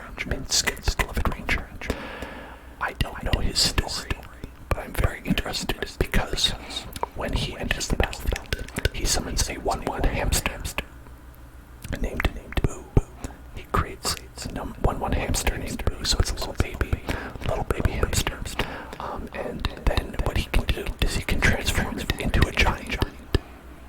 So basically, I'm guessing that what he does is he summons this little baby hamster and then turns it into a large monster and has a fight things. And that is pretty funny. That's pretty funny. Good job. And here we go. Tiamat. That Matt is here. If you have an aunt Matt, your Tia Matthew. Tia Matthew is here. The Dragon God. Tia Matthew of the Dragon God. Tia Matthew of the Dragon God. Very imposing. Very imposing dragon. Not as big as a hamster though. Not as big as a hamster. Dungeon Descent. Dungeon Decent. The Dungeon Decent. This is a decent dungeon that you could do if you were 11, 16. It looks like it's got a little like tentacle monster coming out of there. So watch out for that. Watch out for the tentacle monster. Evolving wild. Evolving wild. Evolving wild. Evolving wild. Evolving wild. Dun dun dun dun dun dun dun dun dun dun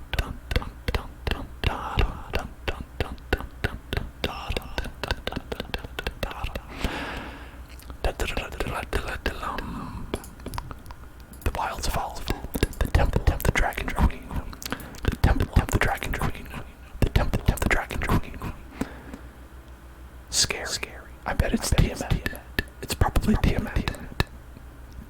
Because she's the dragon queen. Spoilers. The treasure vault. The treasure vault. The treasure vault.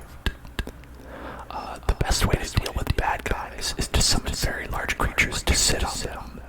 Voxel, please keep it appropriate. Okay. Enough of this lewd conversation. I'm just kidding. Here it is, everybody. The bag of holding. Everybody knows about the bag of holding, am I right? At least I would think so. I know about it. And I don't play Dungeons and Dragons.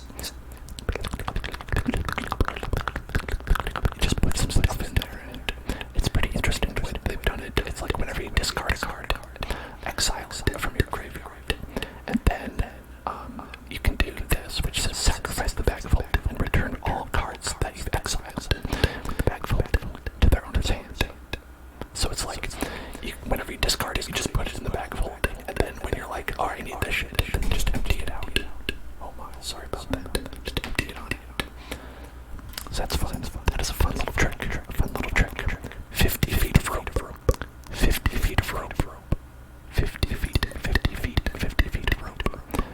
You can use it for so many things. You can climb over something. You can tie somebody up. Or you can wrap. You can use it to wrap. You can use it to wrap. A great axe. Look at this axe. It is great. This axe is great. It is a great axe. It's a great axe. Leather armor. It's a leather armor because it says, we're not gonna skin animals with this spare dagger just for some leather armor. It's gonna be leather armor. Spice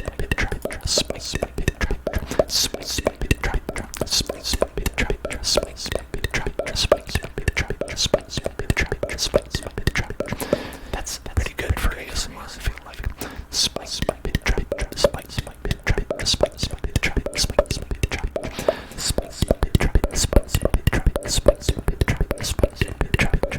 I bet they knew that.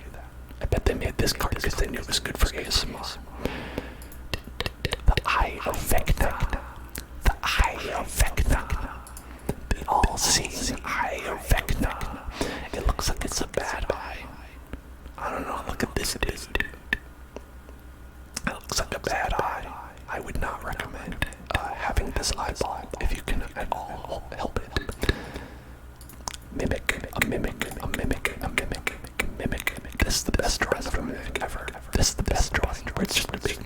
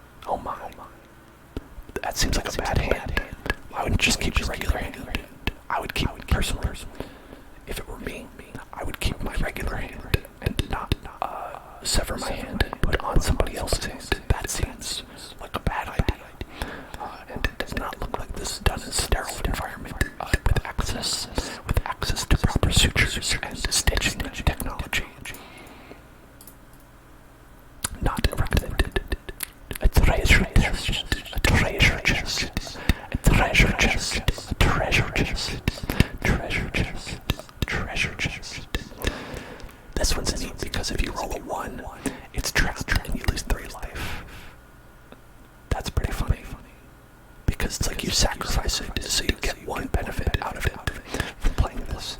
And if you get a 1, you just lose 3 life. And that's it. And then if you get a 20, you get to search your library for a card. And if it's an artifact card, you may put it onto the battlefield. So it's just like find a card. Just find a card in your deck that you want to use. You got it. And that's pretty fun. Iron Golem.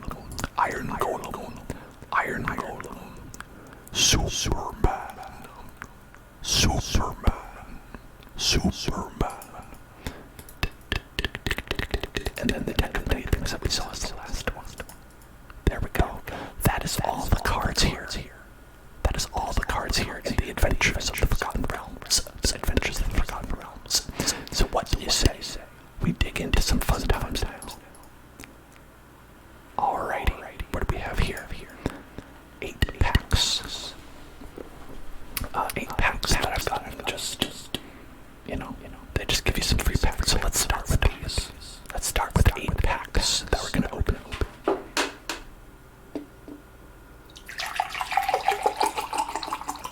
What do you think will be inside?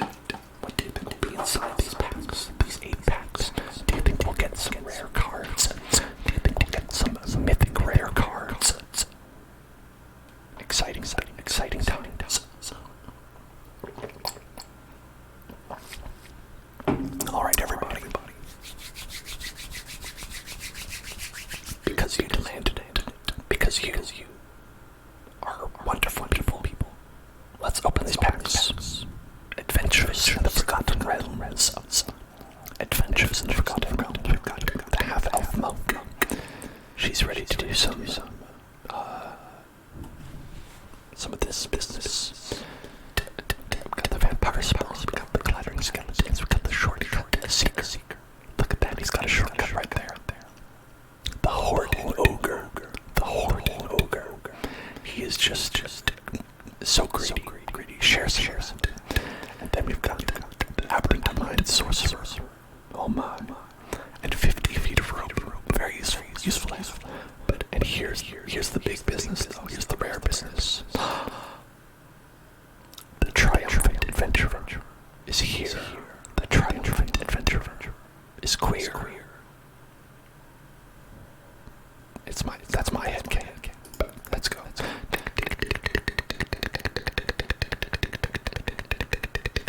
Spiked pit trap.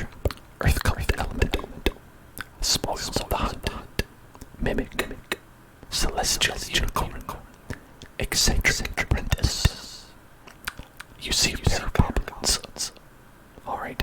Now what's the big boy when we get there? Circle of dreams druid. The circle of dreams druid. The circle of dreams druid. Nice. Not bad. Alright. What do we get now? What do we get? Oh, we get some uncommon wild cards. And common wild cards. They seem like they're bad, but they're actually good because you can use a wild card to just pick any card of the desired rarity. So it's actually kind of good to get these.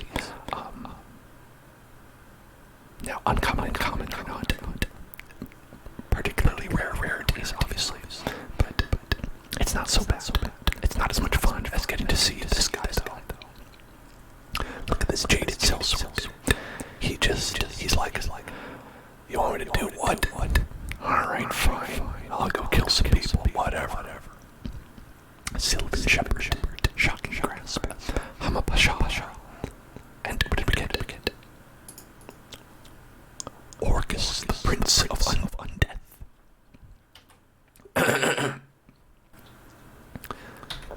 Orcus, the prince of undeath. Hello, hefty bumpy. What's up?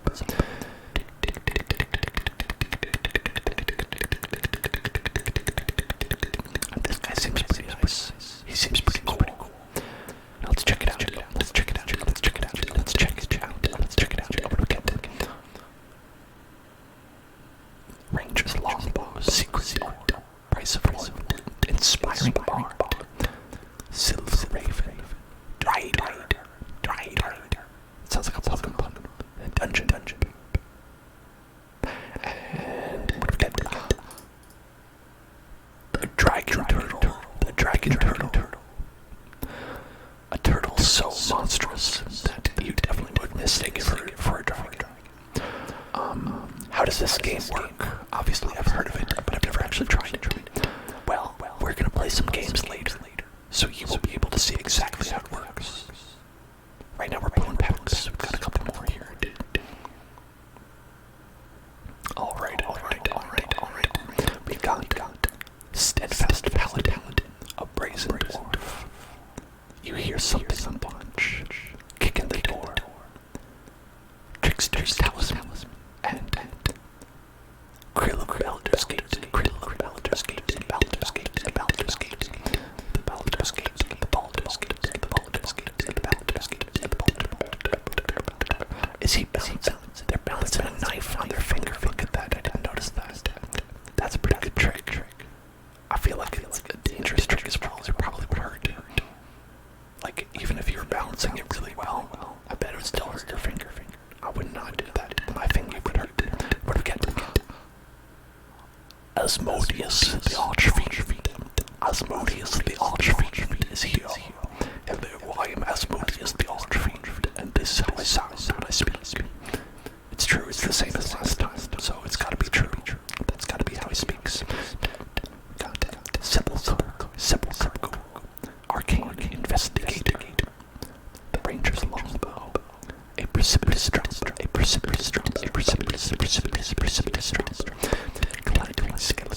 Clavicle skeletons, Gretchen, here to stream Valorant with a mouse. Hey, we got a mythic rare card. That's the rarest card. The Tarrasque. The mythic rare cards are the rarest of the cards, and the Tarrasque is one of them. Congratulations, everyone, we did it.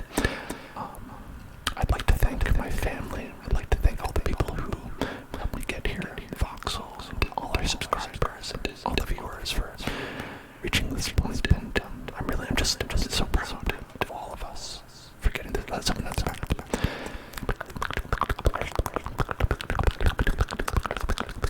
Grim Bounty, a kick in the door, a real kick in the ass. This kick in the door is a sepulchre, a hoarding ogre, a lightfoot rogue, and sudden insight. I just had an idea. Oh, look at this. A lucky draw from the deck of many things gave Voltusk an inexplicable flash of understanding that he spent the rest of his life trying to repeat. This deck of many things just seems to fuck everybody up. I would not recommend using it. It even seems like he got a good thing, and he's just like, man, just chasing that high, chasing the dragon, and dungeon. A treasure chest. What else? The Arcane Investigator. Another kick in the door. It's gotta be like the 15th one we got. The Celestial Unicorn. The Spoils of the Hunt. You find the villain's lair. Eccentric Apprentice. The Demogorgon's clutches. The Stranger Things man is here. Hello, I'm here to be strange and upside down. And let's see. What's our card? What is our special card? The Yuan Team Malison. Very nice. Hefty Bumblebee says that they really like the echo effect. It's overwhelming for the ears in a relaxing way. I like it too. It's just nice. I don't know what it is. Perhaps scientists can explain it to us.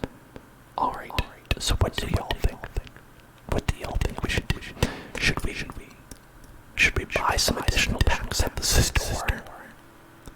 Should we buy some packs at the store? Big packs, 18. Should we buy 90 packs? box for 18,000 gems. I don't have that much. I don't have that much. We're not going to do that. Should we play a game, or should we do a limited game? I'm of the mind that playing a limited game is pretty fun. So for those who don't know, in Magic, there are a couple of different ways that you can do limited games. Oh, good night, Fox. Good night. Good night. Good night. Good night. Good night. Good night. Good night. Good night. Okay.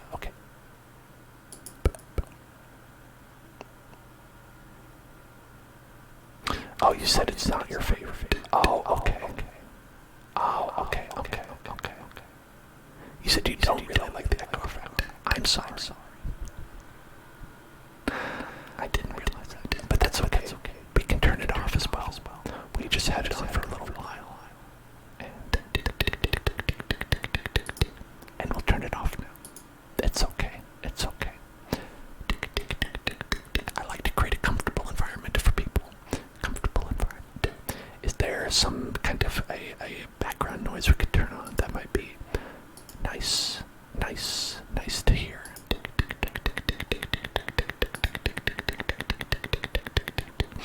Let's turn on a nice, some ocean sounds. Oh, rain. Okay, we could do that too. We could do that as well. How's this? How is this?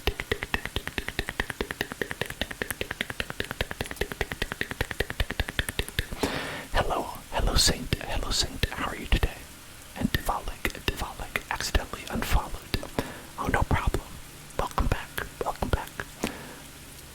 That must have been confusing. If you accidentally unfollowed. Anyway. So, we've got some rain in the background, and we're gonna do, I think, maybe, if you all are interested, a limited mode. So, ordinarily, there's two types of modes in this. It's constructed, where you build a deck based on the cards you have, right? Or, in limited mode, you are given a certain amount of cards, and then you build a deck with that pool of cards. And you get to keep those cards. In real-life Magic, this is a way that people like to celebrate when there's a new pack of cards that are opened, that they'll all go to the store and they will do these limited types of modes. Like there's two types, sealed and draft. And so you can sign up and like basically you buy the packs and then you get your sealed amount and then you play games against each other and you see who can build the best card deck with what they have, right? With what you're given. And so it can be like a fun way. So it's like instead of just opening packs and just getting the cards, it's like you say, okay, I've got these cards. Now can I use them to fight people with them? Can I use them to succeed? And so it's kind of a fun way of doing things. Hey there, Mr. Pickle. How are you doing today? So the two different ways of doing them is draft mode and sealed mode. In draft mode, what you do is that you get a pack, you open up the pack, and you pick a card, and then you pass it around, and then the other people pass to you, and you keep passing around until all the cards are used up. So you get one card, and everyone is picking from the same groups of cards, and then you fight each other. And that's pretty fun. But, I gotta say, doing that with other people can be a little bit stressful. And you kind of really have to focus and concentrate.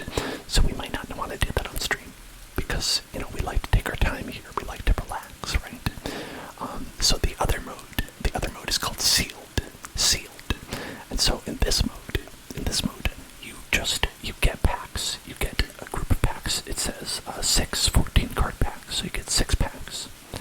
And then out of those 6 packs, you build a deck. You don't trade with anybody. You don't pass it around. And so it doesn't require any kind of fast decision making. It's like we can take our time. We can prepare it. It costs 2,000 gems to get in. But it's okay. I've earned some gems.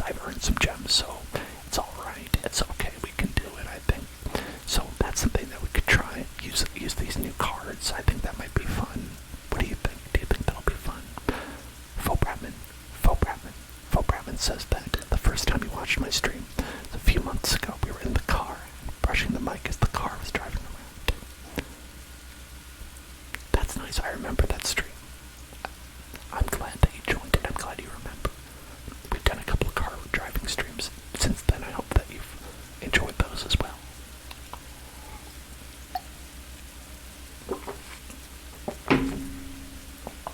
Okay, so let's do it. It's a little bit high stakes, but you know what? It's okay. It's okay. It's no big deal. Yeah, basically, every match you win, you will earn back 200 gems or so. It seems like it might be valid. Varies a little bit. 6, 12, right? Okay, so it varies a little bit. But it'll be alright. We'll probably lose gems on this, but it'll be okay. Let's try it out. And let's open our packs. Here we go. Oh, well, this is very good. These are the rares that we opened in the packs. Check it out. Got Xanathar, the Guild Kingpin, a mythic rare card. Check that out. We got the Hive of the Eye Tyrant. Got the Ranger class. Got a Wish. Got Tasha's Hideous Laughter. That one's pretty bad. I don't think I'm going to use that one. Dancing Sword. Pretty nice. Let's check it out. Okay. So what did we get? What did we get? We got some... You know, one thing that can be difficult in this mode is that it's just a bunch of random cards. So you might not have the color combinations that you want. If you want to build all one color, I don't think that would work, right? Am I playing against a person right now? Not yet. We're just building a deck right now. Right now, we're just deciding what we want our deck to be, and then we'll go fight a person. So we have some white cards. Monk of the Open Hand. Portable Hole. You're ambushed on the road. Dancing Sword. Dawnbringer Cleric. Delver's Torch. Keen-Eared Sentry. Celestial Unicorn. A Cloister Gargoyle. A Gloom Stalker. Midness Containment. Priest of Ancient Lore. Half-Elf Monk. Veteran Engineer. And Devoted Paladin. And then we have some blue cards. The Secret Door. The Silver Raven.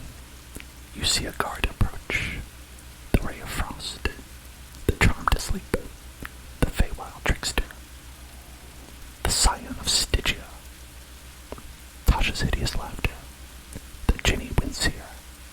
The Shortcut Seeker. And then black cards. The Hive of the Eye Tyrant. Feign Death.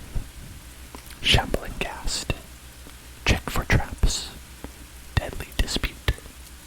Precipitous Drop. Yuan Ti Fangblade. Clattering Skeletons. Death Priest of Merc. Herald of Hadar. Black Dragon. And then red cards. The Boots of Speed. The Armory Veteran. The Dragon's Fire. You come to the Knoll Camp. Improvised Weaponry. Plundering Barbarian. Price of Loyalty. Wish. Chaos Channeler. Faraday's Fireball. The Red Dragon. And then the green cards. The Bull's Strength. The Knoll Hunt. Plummet. Prosperous Innkeeper. The Ranger class. The Ranger's Longbow. The Direwolf Prowler. Find the Path. Spoils of the Hunt. The Sylvan Shepherd. The Owl Bear. The Hill Giant. Herd Gorger. And then we have some multiple color cards. Hamapashar. Xanthar. Kalain. Broidor Battlehammer. Evolving Wilds. We have 3 of those. Great Axe. Leather Armor. Spare Dagger. Spiked Pit Trap. And Dungeon Map. And FD Bumblebee asks a very important question. How are you supposed to choose out of all these cool cards? Well, is essentially split into two types of cards, lands and non-lands. We have our lands, which you have infinite amount. You can just use lands, right? They don't limit you in that regard, which is nice. So those are covered. And as far as non-lands go, there are two types of those. Lands are energies, by the way. So it's like, it provides the ability to cast spells, right? This costs 1. As you can see, it has a little sun. So it costs 1 white energy. This one costs 1 blue energy.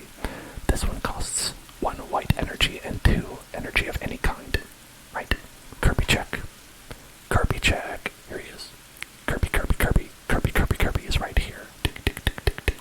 Hello, Kamikaze. How's it going? So, what we want to do is we want to build a deck that contains 1 or 2 colors, 3 tops. If you are doing 3, you are playing with fire because of how drawing cards in this game works. But generally, you want 2 maximum. 3, maybe you just have a little splash of a third one, right? So we generally want 2, mostly. Okay. Knowing that, we have to decide which colors we want to go with. The most important thing in this mode is creatures. Creatures are a kind of spell that create a dude on the board, and you use that dude to attack your opponent. And when you attack your opponent, they lose life points. When they lose all their life points, they die. So having dudes is important. So we want to have a deck that has a sufficient number of dudes, a sufficient quantity of dudes. We want about, I would say, hold on, I think I wrote down, let's say about 16 creatures. There's been a lot of math over the years done to say like how many you want in a deck to make sure you have a good balance, right? People say around 16 is the best number to have. So we're looking for a color combination where we can get 16 creatures, right? So if we look by color, we have 1, 2, 3, 4, 5, 6, 7, 8, 9, 10, 11. 11 on white. 11 white cards. As you see, there's 2 diamonds here. That means we have 2 of this one. And we have 1, 2, 3, 4, 5, 6, 7, 8. 8 blues. So less blues. And 1, 2, 3, 4, 5, 6, 7 black. So also not very many black cards. And for red, we have 1, 2, 3, 4, 5. Even less of red. 5 is a very low amount. And okay, for green we have 1, 2, 3, 4, 5, 6, 7, 8. Okay, 8 is alright. So basically, the thing that we learned from that is that if we do a red deck, that will be very difficult. So we should already move away from that. We're thinking maybe not red. Okay, so we've got the most white cards, and maybe blue, black, green. They're okay. They're all about the same amount. So with that in mind, we should think about what the good creatures that we got are. What are some of the good creatures that we got? I think that the rare card that we got, Xanathar, the Guild Kingpin, is a pretty cool mythic rare card. When you get a super rare card, they're usually like very good. And this one, check it out. So what this one does, at the beginning of your upkeep, that means your turn, choose target opponent, your opponent. Until end of turn, that player can't cast spells, and you may look at the top card of their library at any time, and you may play the top card of their library, and you can spend mana of any color to cast those spells. So basically, you can play their deck. Xanathar allows you to use your opponent's cards and play their deck. So it's a pretty good card. It costs 6 mana and it uses blue and black. So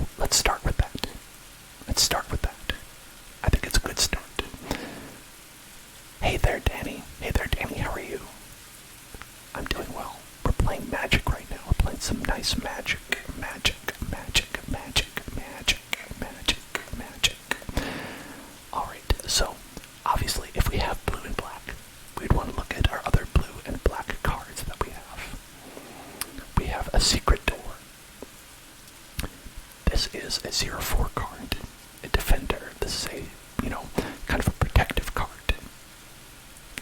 We have a 1/1 with flying. Flying cards they cannot be blocked by people unless they have flying.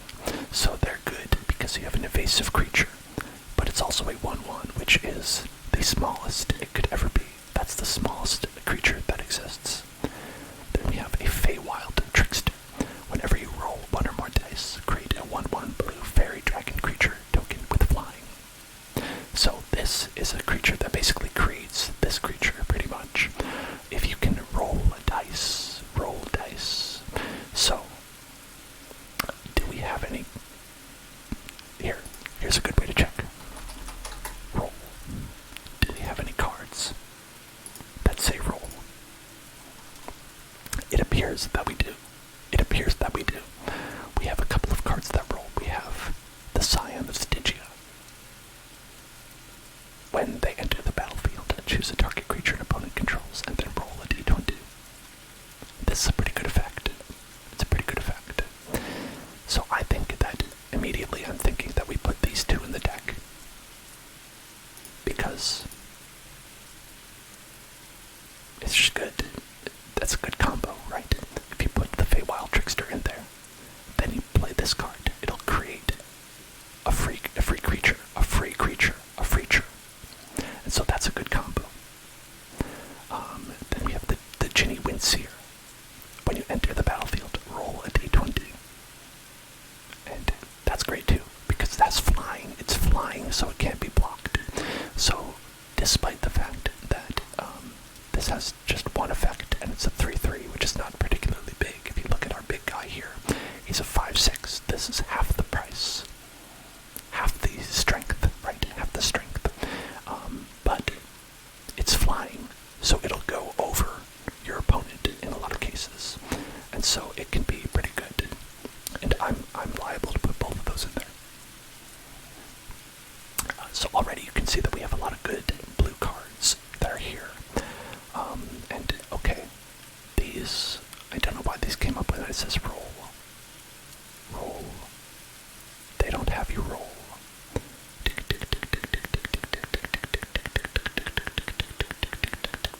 Oh, because it's controller. Because the spell has controller written in it.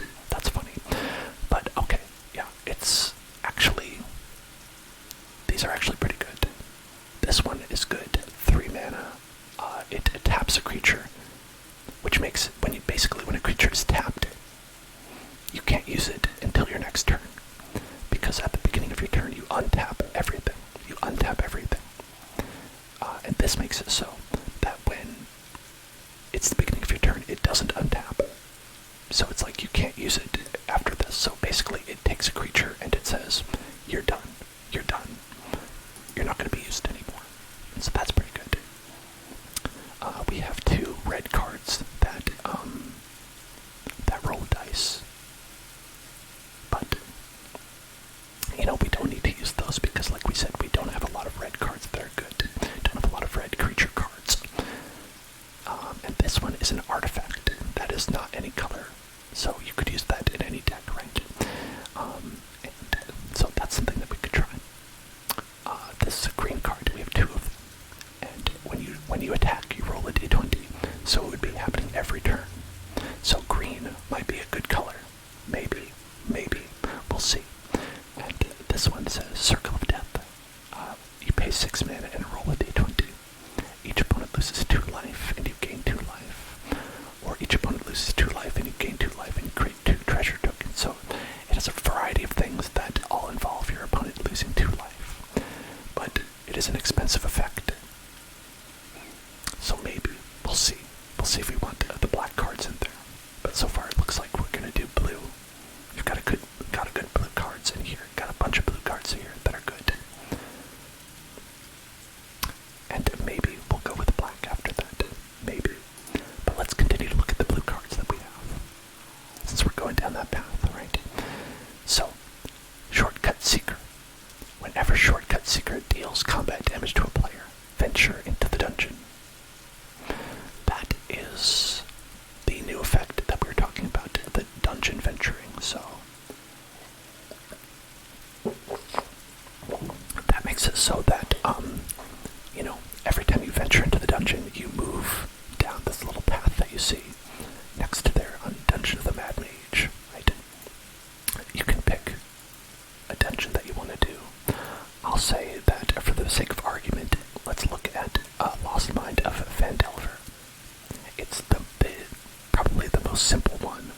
is there, right? It's the most kind of like bare bones, but easiest to get with, right?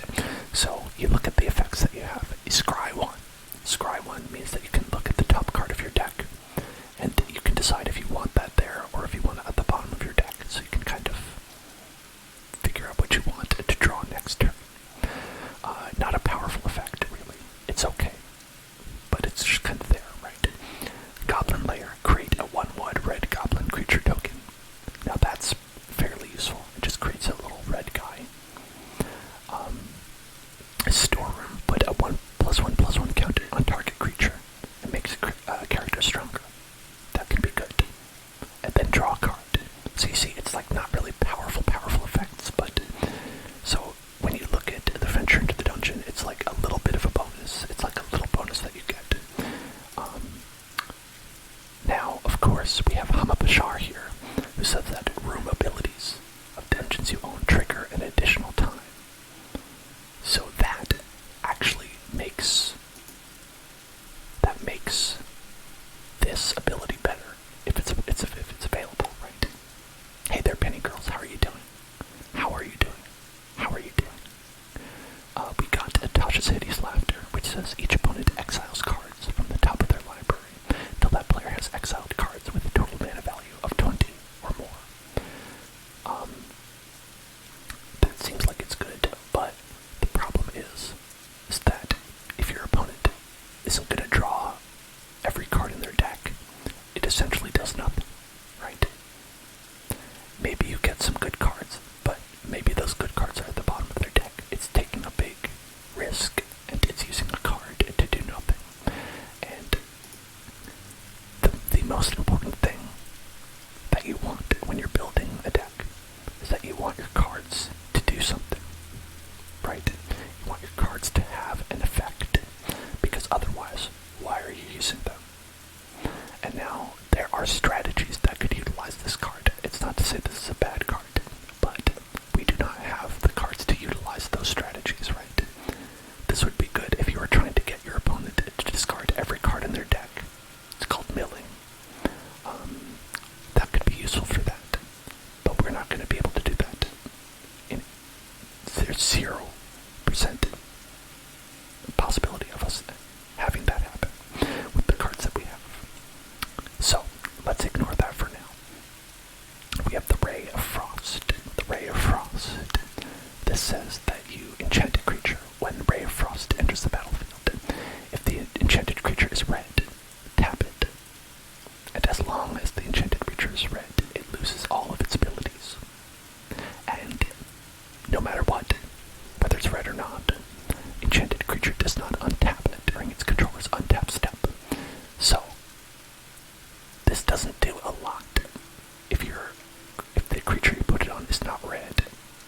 So, there are, like we said, 4 other colors of creatures that are out there. So there's only a 20% chance that you could even use it. But it still makes it so that the creature doesn't untap. So it's not, terrible. But it might not be our first choice. It might not be our first choice. Hello, Grim Reaper John. Welcome back. Welcome back. Penny Girls, how did you like Mario 3? I think that's a great game. We were talking about the Karibo shoe yesterday. Okay. You see a guard approach. Do you distract the guard, tapping the target creature, or do you hide, giving the target creature you control hexproof until the end of turn? Hexproof means that it cannot be targeted by spells. So, what you can do is that if an opponent wants to use a spell on your creature, you can use this and say, no. You can say, no, you cannot use that on my creature. So it's a defensive spell, right? Or tapping the creature could help if you, need to get rid of somebody for a turn, right? You need someone to not be there for a turn. It's okay. It's not very impactful. But it could be useful. We'll see. As far as creatures go, we have 5 so far. So we need to add more. We do need to add more. So I think that if we look at the amount that we have,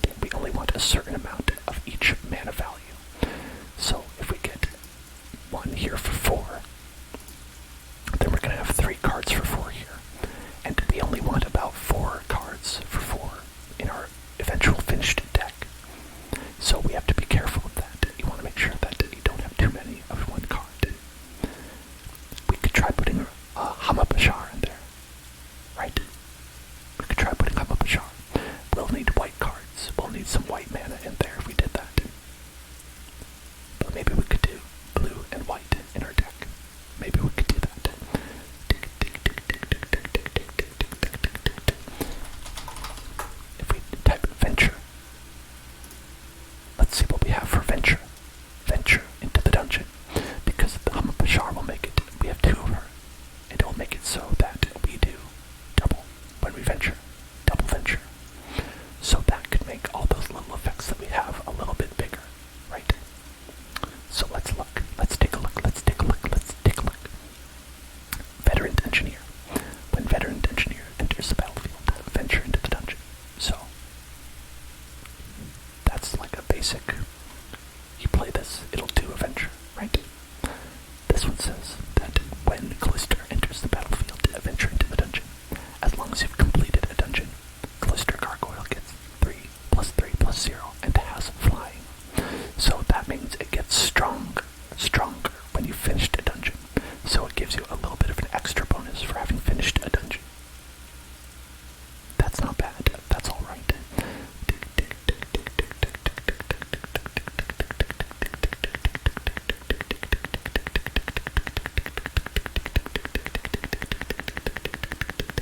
So this says that equipped creature gets +1/+1. When equipped creature attacks, venture into the dungeon. So this makes it so that you can decide that this creature is going to be one that every time it attacks, you venture into the dungeon. So you can get some dungeon progress every turn. That seems good too, but we need to make sure that we have creatures in our deck. Ultimately, that's what we need the most. Now, if we look at black has a couple of characters here that will do that. Precipitous drop, not a creature, but it gives a creature -2/-2, which changes to -5/-5 if you've completed a dungeon. And this one says that when it dies, you venture into the dungeon. This one says that when it deals combat damage to a player, venture into the dungeon. So, we have a couple of effects for that. This one is on a character who has Death Touch, an ability that makes it so that any combat damage they deal is lethal to another creature. So it can dissuade people from wanting to block it and stop it from dealing damage to a player. This one is just fodder that will die, right? And that's okay. But maybe not what we're looking for, right?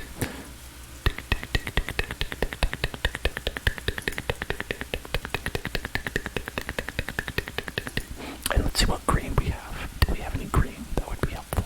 I'm thinking not. I'm thinking that we're leaning away from green for this.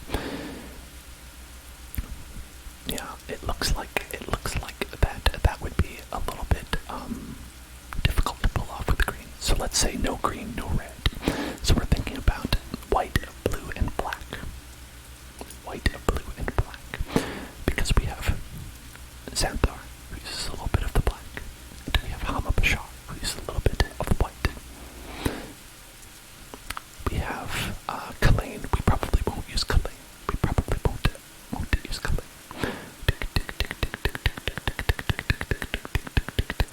We have a black dragon. That's a pretty big creature. It's a big creature for a big cost. A big creature for a big cost. The Herald of Hadar. Like we said, rolling dice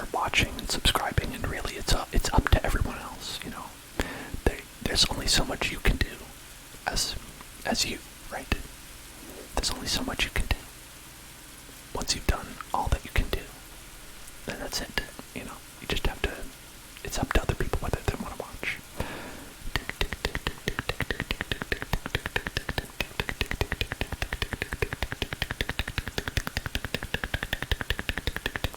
Okay, so how many creatures do we have? We have 12. So we want 4 more creatures. Ideally we'd have 4 more creatures. So let's make sure we're looking at creatures. Let's look at these creatures. Let's look at these creatures. Let's look at these creatures. We've got 7 for 3. That's already too much. That's already too much. So we're good on the 3 value. We've got 4 for 4. That's perfect. That's the perfect amount. We don't have anything for 2. We don't have anything for 2. So it looks like we've got the keen-eared sentry. The keen-eared sentry. We've got the Dawnbringer cleric. The Dawnbringer cleric. The Dawnbringer cleric. Who has the ability to gain 2 life, destroy an enchantment, or exile a card from the graveyard. If you get an enchantment, that's a good thing to have. That would be a great card. If you don't, it's just going to get you 2 life, which is not that much. It's not going to be like make or break. And this keen-eared sentry, you have hexproof, it says. So that means you, the player, cannot be targeted by a spell, right? You, the player, cannot be targeted. And it says that each opponent can't venture into the dungeon more than once each turn. So that if your opponent wants to do the venturing strategies that we're talking about, then they can only do it once per turn. Probably not that impactful. But, like I said, we have nothing for 2. Nothing for 2. We need about 7. So, might as well add them in. Right? Might as well. And do we have anything else? Do we have anything for 2? In any of these colors, do we have anything for 2? We don't. Okay. Let's just check. Anything that we have for 2. Do we have anything that costs 2 mana at all? Anything at all? We have a dancing sword. Equipped creature gets +2/+1. When the equipped creature dies, you may have dancing sword become a 2/1 construct artifact creature with flying and ward 1. If you do, it isn't an equipment. So this is an equipment that when the creature dies, you can have it become a creature instead of an equipment. So that's fairly okay. That's all right. I think that warrants a spot. We could at least count that as a creature in our minds, right? Delver's Torch. That gets +1/+1, and then whenever they attack, you venture into the dungeon. That's all right, but my problem with it is that to equip it, it costs 3, and that's pretty expensive. You get 1 per turn, 1 land per turn that you can play, right? 1 on the first turn, 2 on the second turn, 3 on the third turn. On the second turn, you play this for 2, let's say. On the third turn, you have to spend 3 to equip it. So, you can't do that unless you've played a card for 1. And we don't even have any creatures that we could play for 1. So, it's, putting that in is, right now, setting us up for failure. And we don't want that. Check for traps. Target opponent reveals their hand. You choose a non-land card. Exile that card. If an instant card or a card with flash is exiled this way, they lose 1 life. Otherwise, you lose 1 life. That's okay. It's okay. Discarding a card. You spend a card, discard a card. If you get a good card, it's great.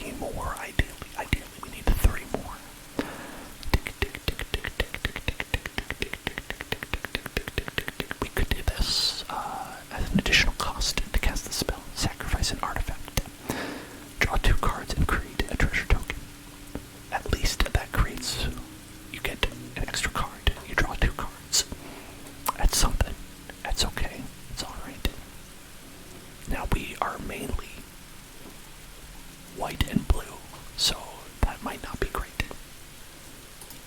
But we could consider it. Now, for one mana, it'd be good if you have a couple of these, like just one or two 1-manas.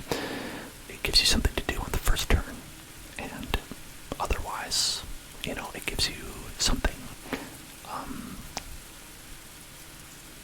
You want it to be something that you might use on the first turn, or you might use it as a second card you play on a later turn, right? And ideally, it'd be something that isn't completely useless after the first turn, right? So, there's a couple of options for that. So we have a great axe, which is equipment that you can only equip if you spend 5 mana, and that's a lot. That is a lot. You have leather armor, which you can equip for free, and you can see that's a lot better. The effect is way less, right? This one gives you 4 attack power, and this one gives you 1 toughness power, right? Health for your creature. But honestly, I would prefer this because it's free. You can use it right away, and it has Ward 1. That allows it. Ward is an ability that says that if you're going to target a creature, you have to pay an extra 1 mana to do that. So that's pretty good. That's all right. A spiked pit trap. That says sacrifice. Okay, if you pay 5 and sacrifice it, you can choose a creature and roll a d20. 1 through 9 will deal 5 damage to it, and 10 through 20 will deal 5 damage to it and create a treasure token. So basically, it's 5 damage to whoever you want. That's pretty good. I think that's all right. It's a lot to think about, but I think I'm going to go on a quick bathroom break, and then I'll be back, and then we can finish making the deck, and then we'll go fight people. What do you say to that? Be right back, everybody.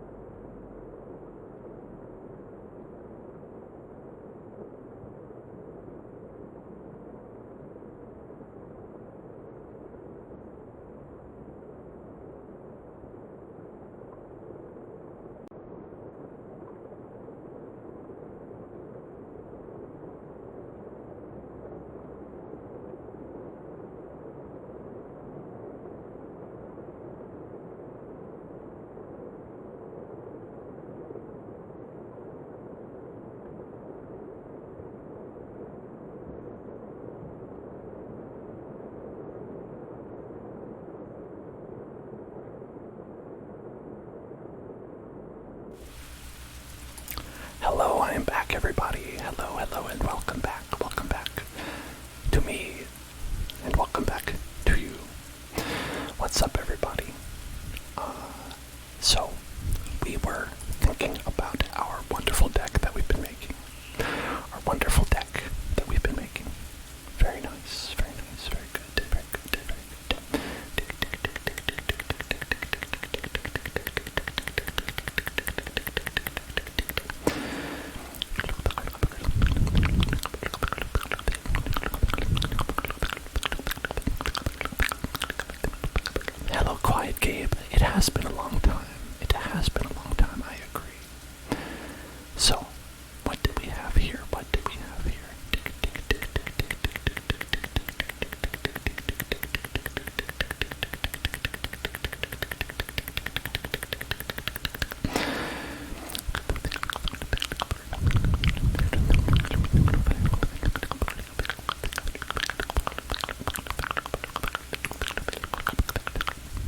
version of D&D is this? So this is the 5th edition. This is all stuff from the 5th edition that we're looking at right here.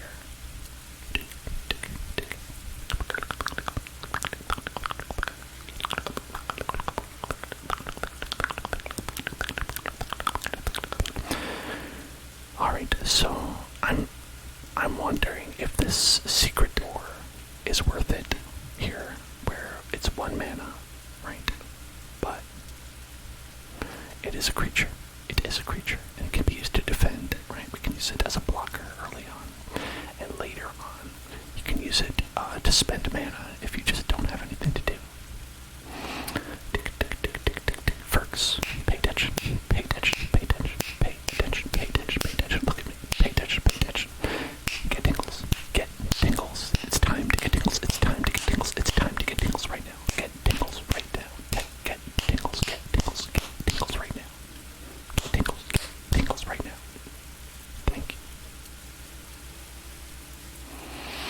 You've never played before. I've only sort of played a little bit, and I don't really even count it, to be honest. I think, okay, target creature you control gains hexproof until end of turn. I think that could be useful. I also think that the leather armor could be useful. I also think that, right, because it's like, ultimately we have to decide. Oh wow, you're welcome. You're welcome. I'm glad that you liked the pay attention trigger. It's fun. I like it. So we can use 2 characters, 2 cards, pretty much maximum for the 1 slot for 1 mana. So we have the option of, you see a guard approach, secret door, leather armor, and a spiked pit trap. I think those are our top contenders. And so I think that the guard approach and the secret door are pretty good.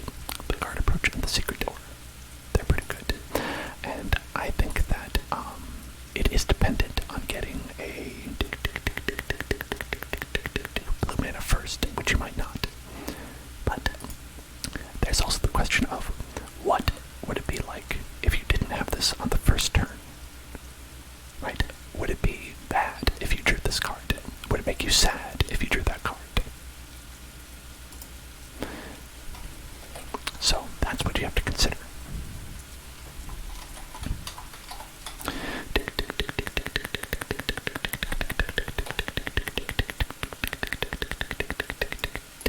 So I think that maybe secret door might be better than guard approach if we wanted a blue one, right? Secret door is a creature, so we'll have something to play, and it'll exist. Creatures are better than non-creatures, I think, in this mode anyway.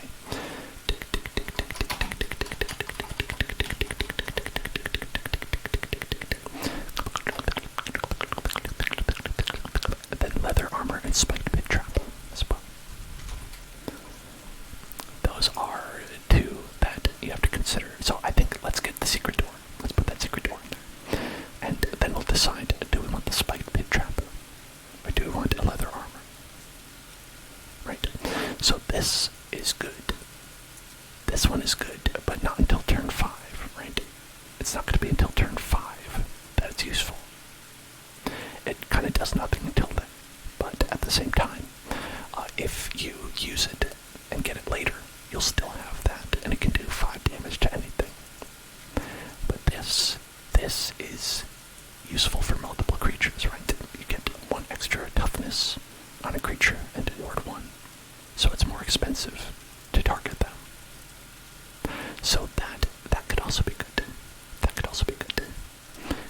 So I always have a tough time deciding with the early 1-drops.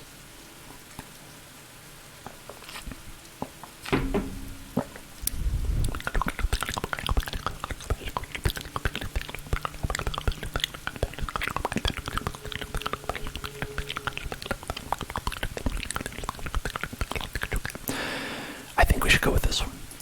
And do you know why? Because we have our rolling the dice creature, right? Whenever you roll 1 or more dice, create a blue fairy dragon creature token with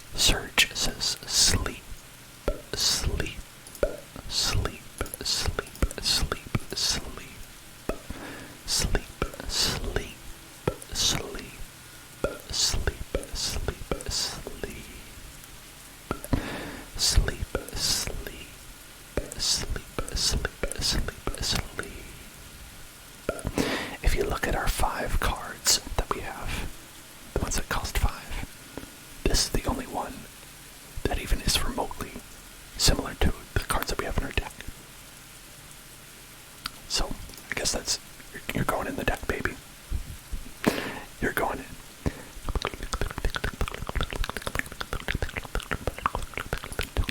Sleep. Sleep. Sleep. Sleep. Sleep. Sleep. Sleep. Sleep. Sleep.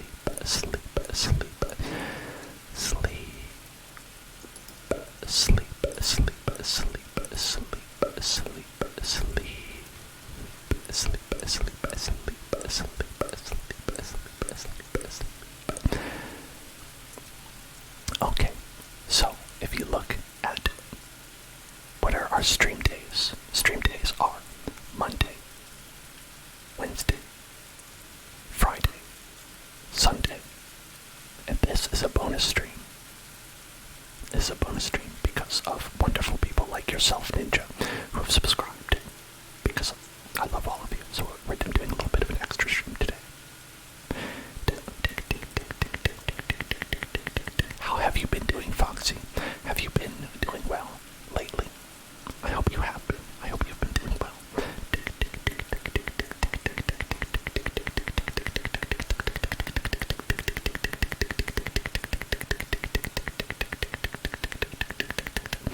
So it looks like if we wanted to have the right curve for our deck, the curve for our deck, even close to the amount, the right amount, is that we would need to add those 2 black cards in there, which is a bummer, but that seems to be how things are.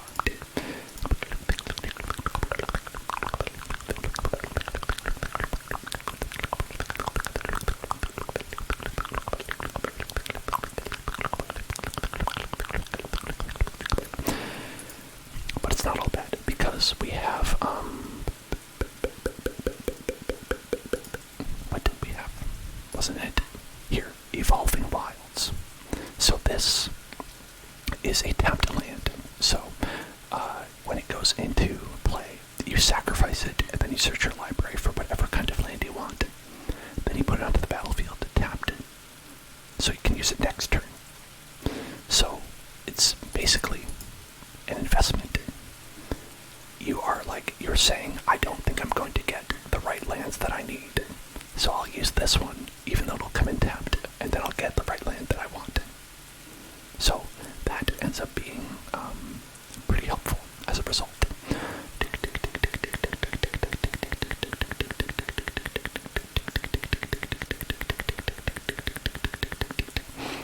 Buada, buada. Pay attention, pay attention. Buada, buada, buada. Look at me. Buada, buada, look. Pay attention, pay attention, pay attention, pay attention, pay attention. It's time to get tingles, it's time to get tingles.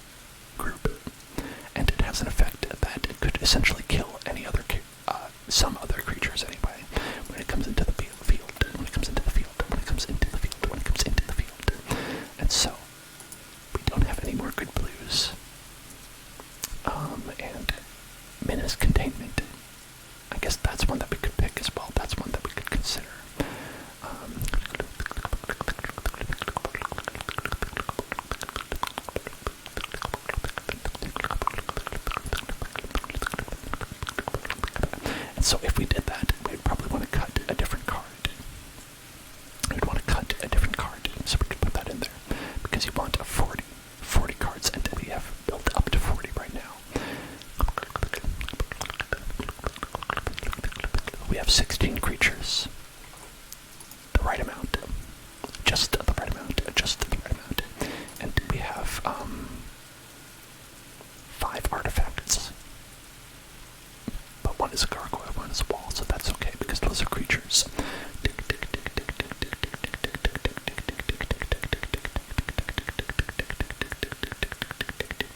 I think we could get rid of check for traps. And put minimus containment instead. That'll probably end up being more useful. This will help us if we really do need cards. The Deadly Dispute. We won't get to play it right away. But we won't need cards right away, right? That's what I think.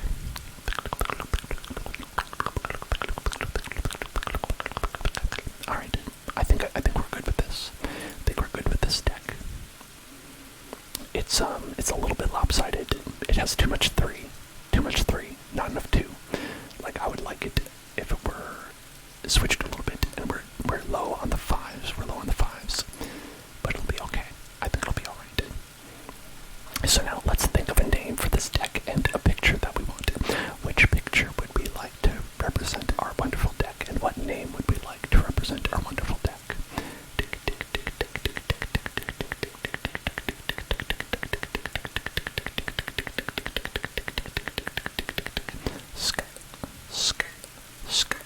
I like this guy. I like that guy. Look at that guy. He is ready to party. That is a beautiful smile. I think he's going to be our hero. You know what I mean? I think he's going to be our hero for this one.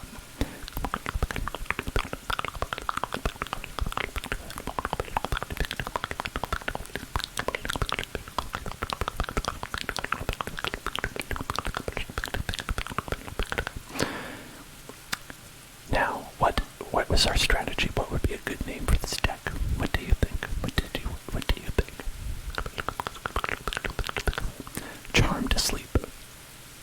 I think Charm to Sleep is nice. We'll call it Charm to Sleep because we're all trying to have ourselves a nice charm to sleep. Let's call it. Let's get our Charm to Sleep deck. Okay, so now we're going to play a game, and I will do my best to give us a play-by-play while we go, but I will have to win these games, just so you know.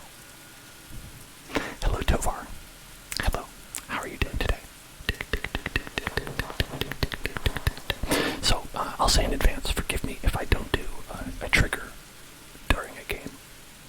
If we have any requests, I'll probably do them after the game, just so we're clear about this. I'm serious now. It's serious mode.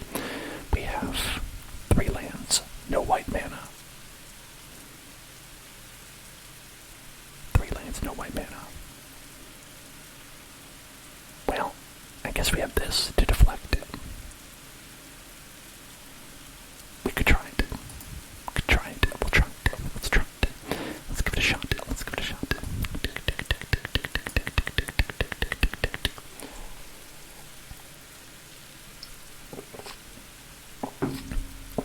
Oh, this is perfect. It's perfect. I was saying how we didn't have a white mana, and we have our Evolving Wilds, which will get us the white mana that we need, the white mana we crave. There we go, now we have it. This is great. So, we can play Hamapashar. We can play Cloister Gargoyle next turn. As you see, every turn we get one thing. Oh boy, okay, so they have, whenever they attack, if you attack with the creatures 6 power or greater, draw a card. Okay. That's pretty good. This is pretty good. So, we have the option of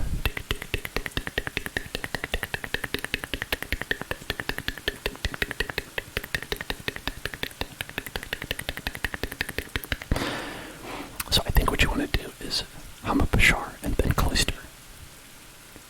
But actually, the first one, the first room effect, not that important. So we'll just guard. So let's go. Let's just go with this one. We've got a land coming up. We've got 5. We're okay for now. I think we want to draw something that is not a land right now.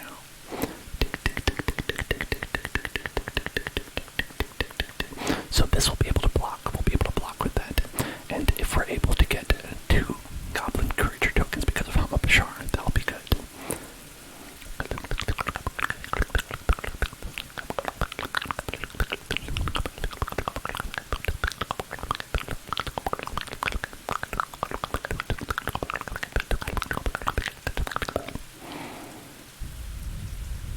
Okay, they chose to attack. Even though I'm just going to block. And I think that was a mistake on their part because I have this, which will allow me to make sure it does not untap. Right? So they won't be able to draw cards with it. So that is actually pretty good. That's actually pretty good for us.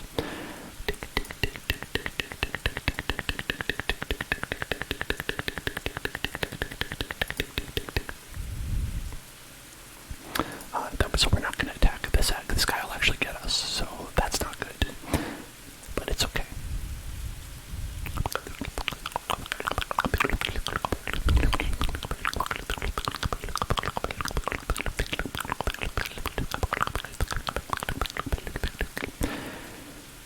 We can play this guy in 2 turns, so next turn we should play this card. So unfortunately, we have to just take this, otherwise we're going to just die for no reason. So hopefully we'll be okay. Hopefully we'll be okay.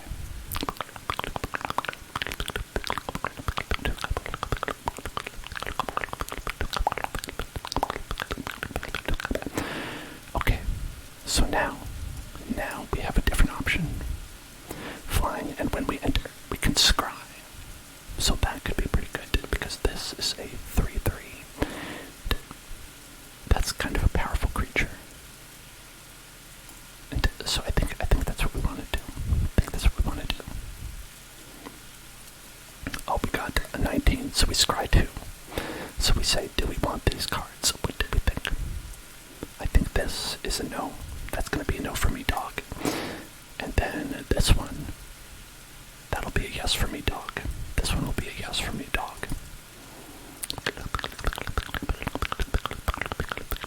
Hello, sweet cloud sky. Hello. How are you doing?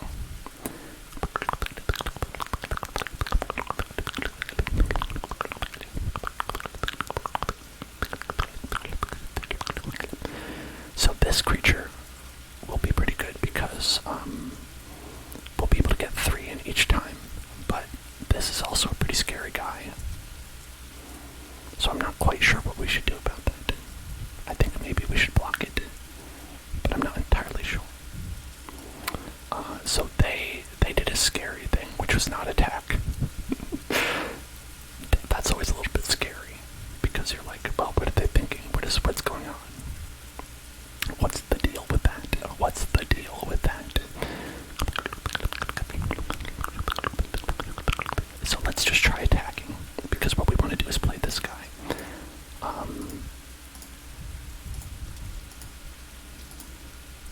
Okay, they didn't do anything, so let's just try playing this. Let's see if it works. Maybe it'll be okay. No. Okay, they got me. They got me. They got me on there. That's a good one.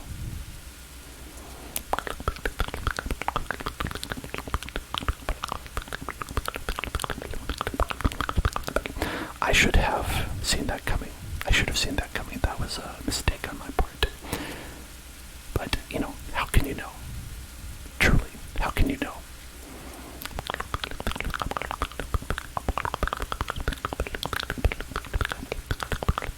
Alright, they're level 2 druid. Oh my. Powerful.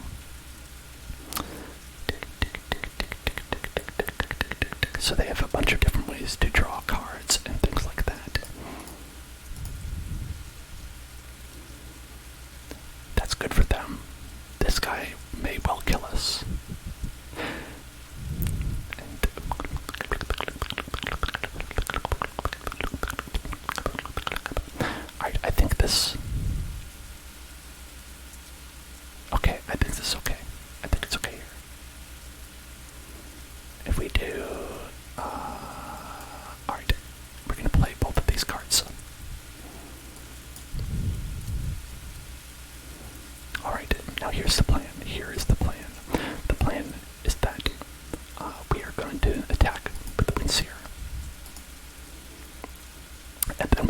these three creatures, and we'll sacrifice this one to kill that. And that's what I think is going to happen, and that's what I hope will happen. And I hope we'll be okay with that. Hello, hello, Warzone. Hello, how are you doing?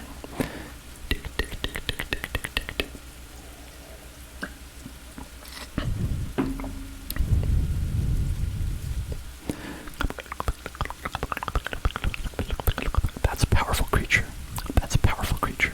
So, that's a difficult one. That's a difficult one.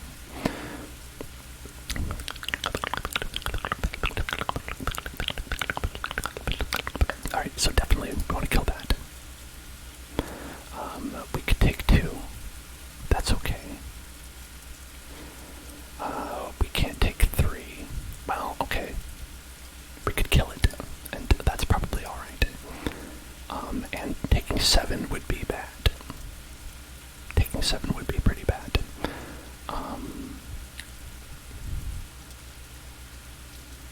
Taking 7 would be pretty bad.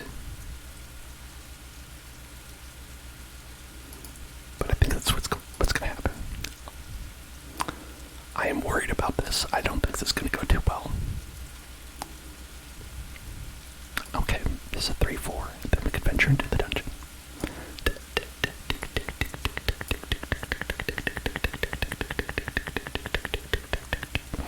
Oh, this is great. We can create a goblin. It would have been nice if we could have done it twice, but it's okay. So, we can block the forest with this goblin.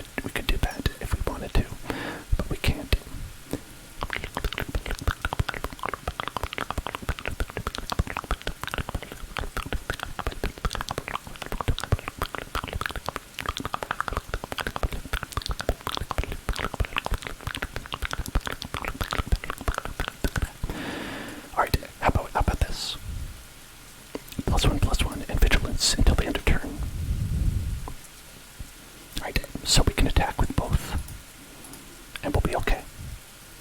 They could kill this guy, but they're just going to block a little bit. They're just going to do a little blocky right there. Alright, CDM, I'll do that afterwards. I'll do that later. After this pulse-pounding excitement of this game.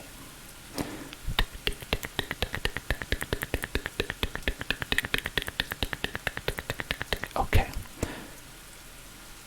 They're doing this when you deal combat damage, venture into the dungeon. Okay, and then this is a flying guy. That's fucked up. That's pretty fucked up, to be honest. Oh boy. It's pretty messed up, pretty messed up, pretty messed up. That's pretty messed up, that's pretty messed up, that's pretty messed up. A 4-5 with flying is quite big, quite big, quite big. But it's okay. We gotta land, so we're okay. We're pretty good, we're pretty good. So, what we can do is we can spend an extra 3 to target this and give it the minimus containment, So let's do that. Yes. We will board, and then we will pay the board price. We'll pay the board price.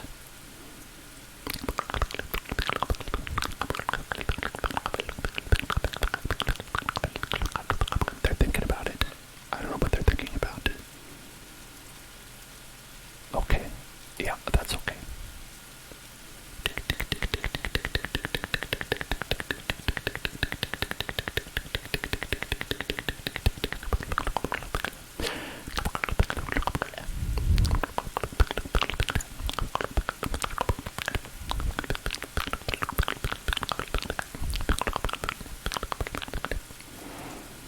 Okay, so they're just a treasure artifact now. That's all they are, just a little treasure. They're just a little treasure, just a little baby treasure. And, okay, so we can attack with our guys right here. So I think we're going to attack with 4. They're going to attack with, so if we attack with all these guys, we will win. And so they would have to block someone, is how it would work. So I think that they will do that. But it's okay. They'll block somebody, and then they'll die. Okay.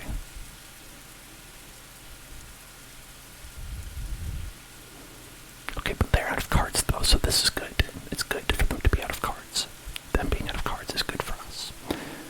They can turn this hive of the Eye Tyrant into a creature, but that's about all they can do. I mean, they could also... Oh, okay, I guess they're doing that. Okay, they're just killing my guy. They just killed my guy. That's what they did. It's okay. It's okay.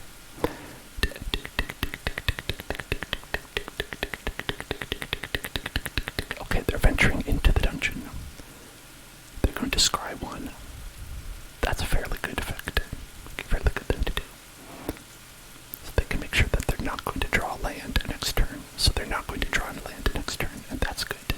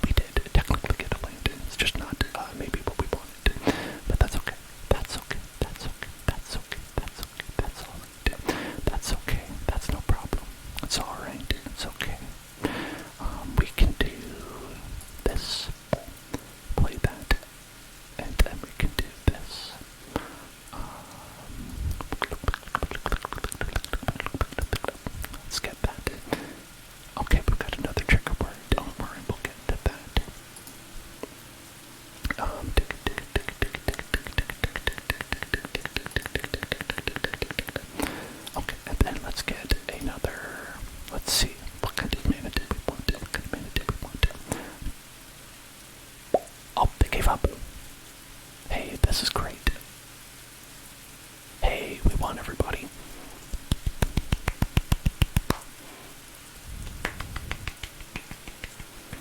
So I think that the reason they gave up was because they didn't have any cards, and we still had a bunch of cards. So they, being someone who's probably played this a bunch, know that things were probably looking my way in that situation. And even though I still could have fucked it up, I still could have easily fucked that up, they didn't know that. And so they gave up. And I appreciate that, because that really takes away a lot of the pressure from me. And so I don't even have the opportunity to worry about being the one who fucks it up. Okay, so we have a couple of trigger requests that we got during the game, so let's do those. We got a word trace and a trigger word for dill pickle.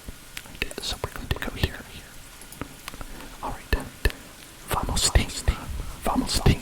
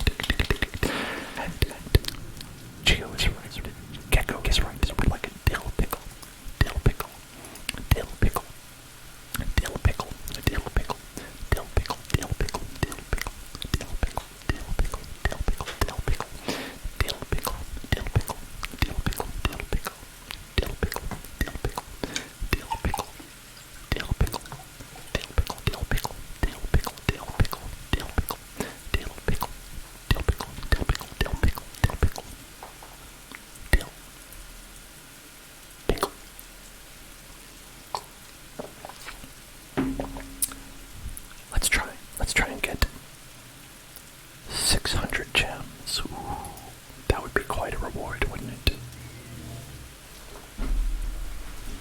I've definitely done terribly in these before, and it does not feel good, but it's okay. It's okay. We are going to be wonderful. We're going to do great. It's going to be alright. We don't have any blue mana, and that's not wonderful. But it's okay. We'll be alright. We can play the Cloister Gargoyle. We'll be alright. Everything will be okay. Everything will be okay. Everything will be alright. It's okay. We can't play anything, but that's okay. Everything will be alright. It'll be okay. Just relax, relax, relax, relax. Even though they're playing a creature, even though they have a creature down, it's okay. It's okay. It's okay because we have a creature. It's okay because we have a creature. And our creature can trade with their creature evenly. Hello, G-Toxics. We're playing Magic the Gathering. Magic the Gathering, a game where you draw one card every turn. And you can play cards. Because you can play one land every turn. And you can use those lands to cast spells. And the spells that we cast are evenly matched. Whoops, well, nope, never mind. Never mind, not evenly matched. They decided to cast a magic spell and to make their creature better than our creature.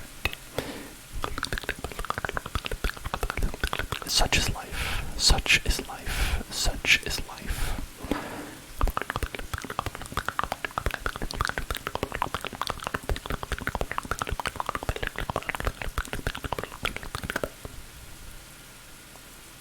Okay, this is what we're going to do. We're going to scry.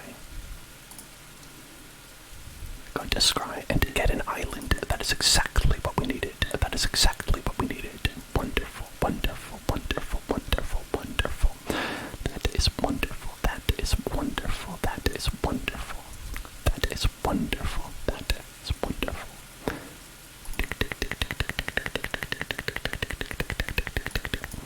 Okay, So now we can play a couple of different things. We can play, I think we're still going to play the dancing sword and give a creature a +2/+1. Well, maybe not. Maybe a 2/3. Maybe. I think we want this to block this. Yeah, okay. This is what we're going to do. Hamapashar. And dancing sword. And so we're just going to have that up there. We might have to trade the Underdark Basilisks in for Hamapashar. Maybe. Perhaps. I hope not, but maybe. It's possible. It's possible. It is possible.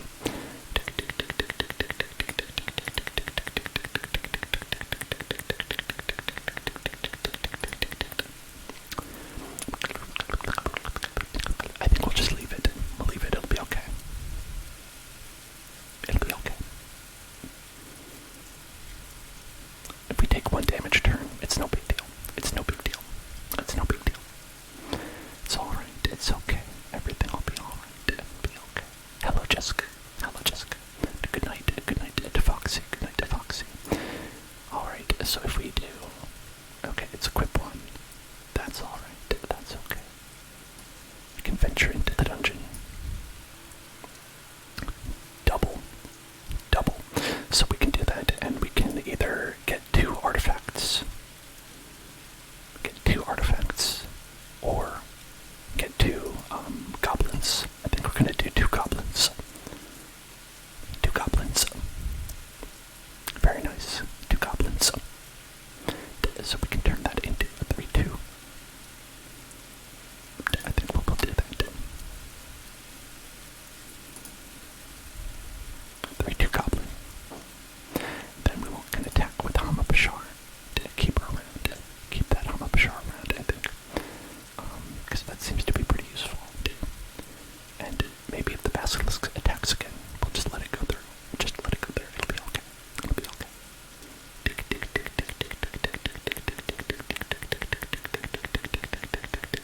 So with our next one, if we get the storeroom, then we'll get 2 1/1s, and that could be quite good. Storeroom could be quite useful. Okay, so it looks like we still don't have a second blue mana, or enough mana to use this, and that's a bummer. So I guess we could do this, and that would use up our mana, and that's at least something. That is at least something.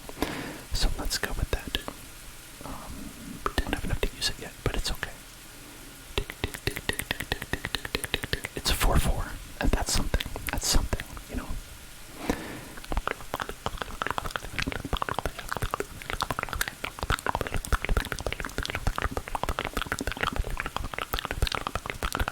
Alright.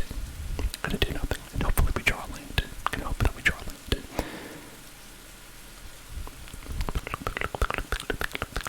Alright, they have a lot of ramp, which means that they're getting a lot of different lands. I don't know how many lands they could possibly have in their hand. Alright, so next turn, we'll be able to have the land that we need. Next turn, we'll be able to have the land that we need. And that's exciting. So we can do...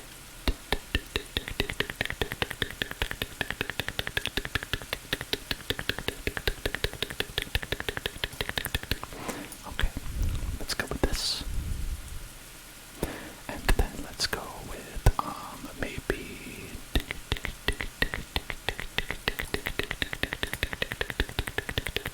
Nothing. We're gonna leave it because we've got good cards that we're gonna play. We've got good cards. We could do Charm to Sleep. We could do Guild to Kingpin. Charm to Sleep and Guild to Kingpin. Those are some good options to have. I think Charm to Sleep on their land might be a good one. Okay. We can also use this to make our 3/3 come up. Hopefully, and to have it not die. Okay, then they've got a 3/4. A 3/4. And then what are they going to do with that? I wonder. Okay, they're going to do nothing with that. They're going to do nothing with it. Good night, Aaron. Good night. Good night. Good night. Good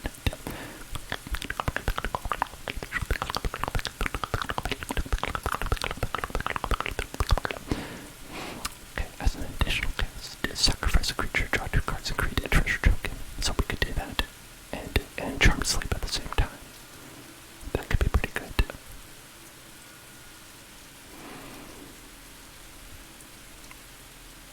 I think that's a pretty good option. I think it's a pretty decent option.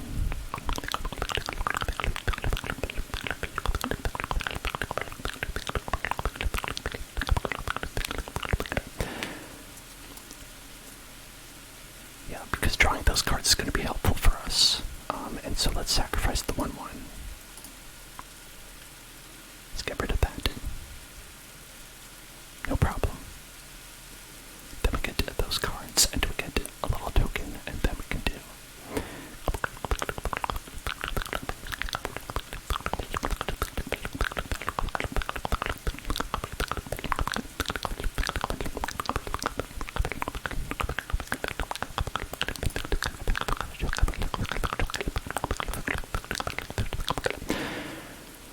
And so, I think that we are good with this. I think we're good with this.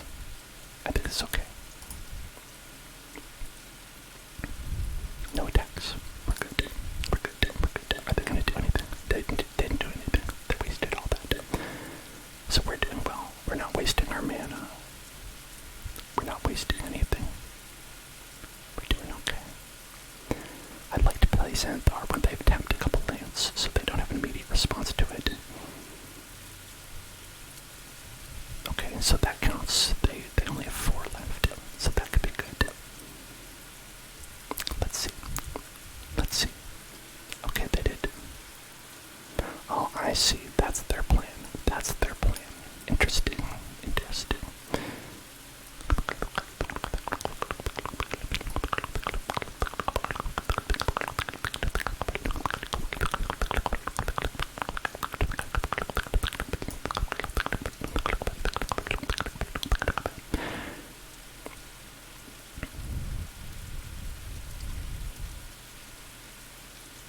Okay, I think we should go for it. I think we should go for it. Wait, I went for it.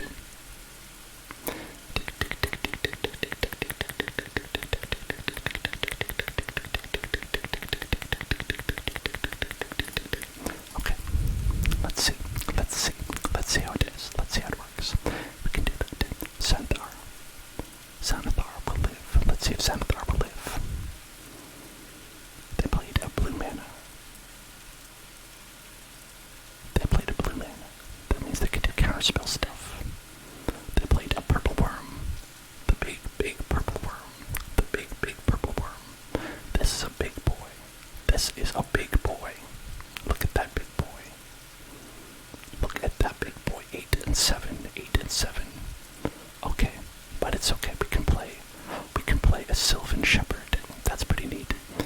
And we could do this. Minimus Containment. We could do this. So this would cost 5 mana total. Right?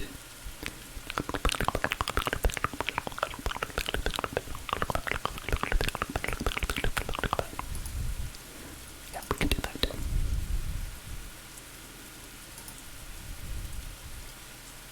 Yes, we're good. We got it. So he's tapped out. And then we could do that for 3. We could equip this for 3.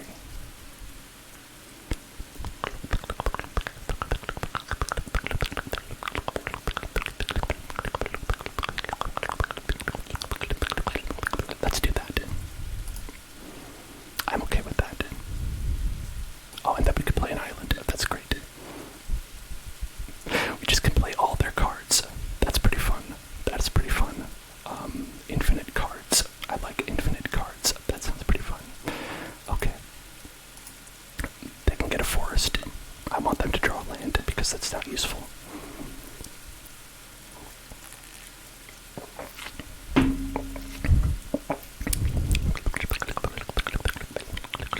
Oh no. I failed to see that this was only enchanted non-land permanent. That's not good. Because I could have done that. Enchant creature on that. That was foolhardy of me. Definitely foolish of me. Okay. But it's okay. Let's play the wizard class.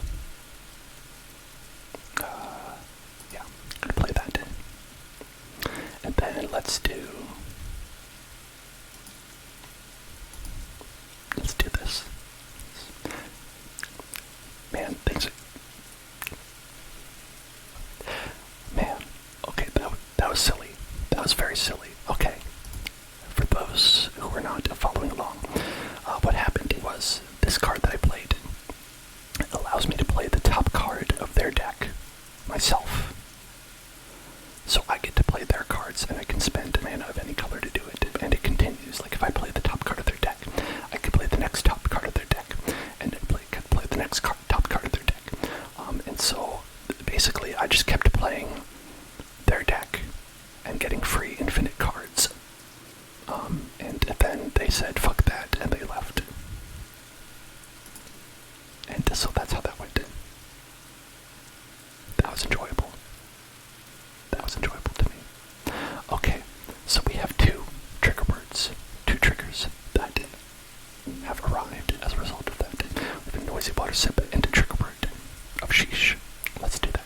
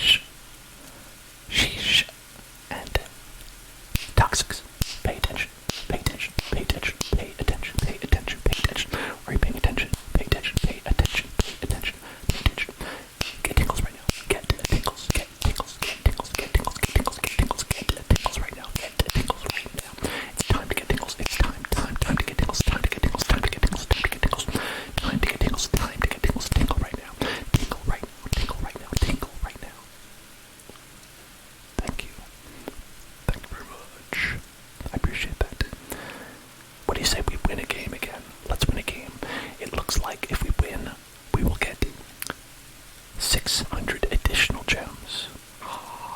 600 gems, can you believe that? If you're keeping track, we paid, I think, was it 2,000 to get in? I think we paid 2,000 to get in. So, we're way off from that, but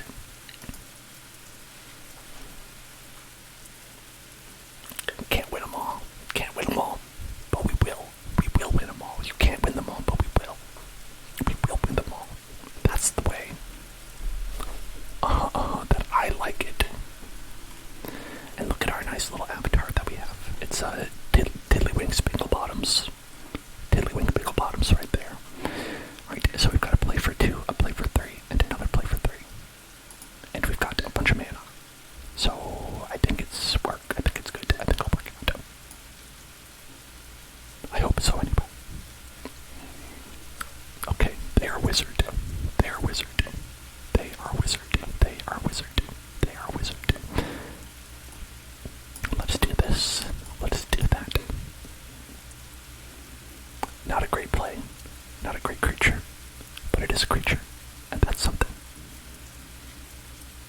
A creature is more than not a creature, I always say.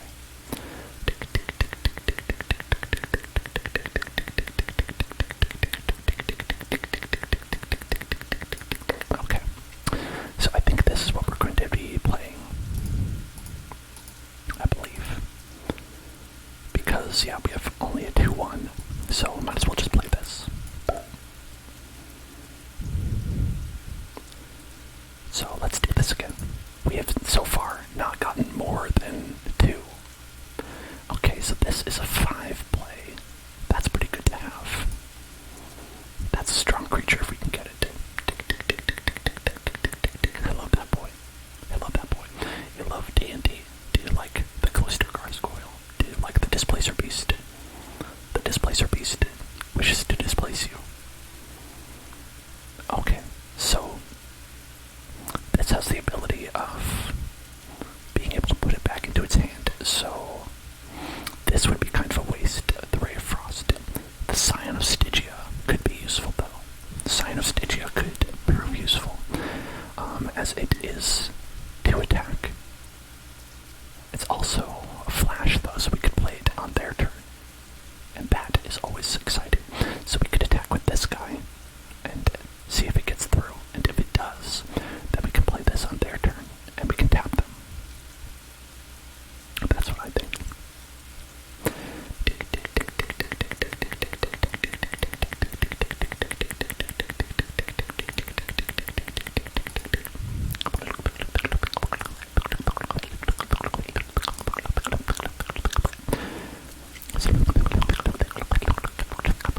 And next turn we can play this one, Devoted Paladin.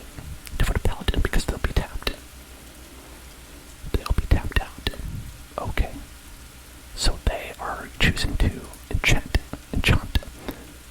and then they're passing to the attackers. So what we are going to do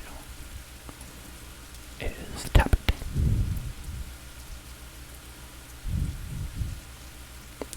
Now it's tapped. We say, fuck you.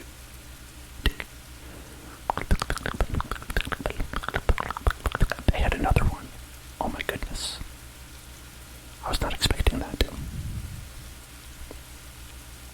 I was not expecting them to have a second one. That is surprising. That is unexpected. That. I guess it's fine.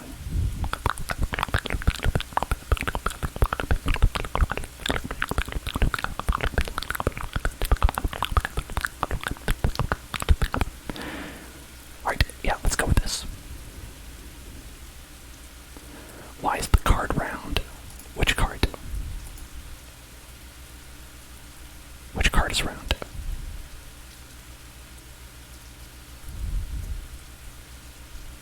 Okay, so that got them down to 11.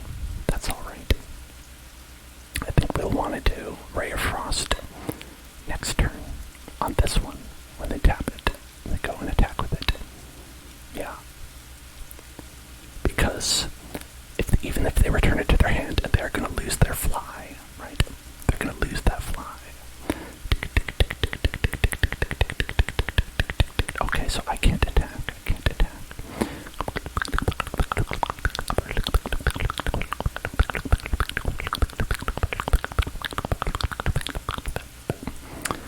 Okay, so we're going to do...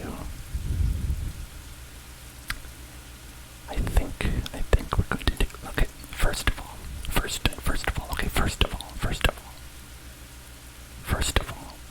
I think we can attack with these two.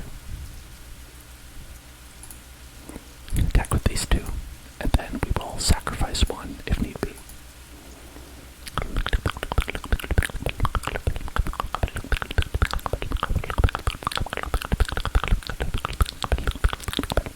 Alright, that's okay.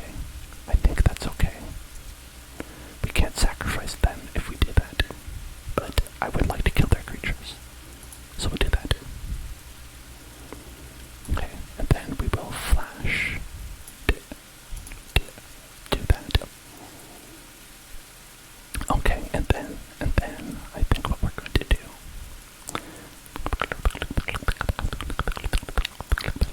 We'll do this maybe at the end of next turn. Maybe at the end of this turn. Because it's an instant and you can cast it at any time. The one that looks like a Shih Tzu on the top left. Oh, are you talking about this? So this is an icon, basically. This is basically just a marker to let you know where we are in the dungeon. So they are at the Twisted Caverns in the dungeon, and so every time they do a card, they play a card that has an ability that says venture into the dungeon, they will go down a level, right? And for me, I'm in this one, and so every time I play one, I'll do that. Oh my goodness. They are... okay. They're just drawing cards. They said, I want cards, and I want them now. I want cards. Good night, Ninja Archer. Good night. I hope you have a wonderful night. I hope you have a wonderful night. Okay. So this is, maybe not a great idea, but we need cards. I gotta have my cards. Okay, and then whenever we roll dice, okay.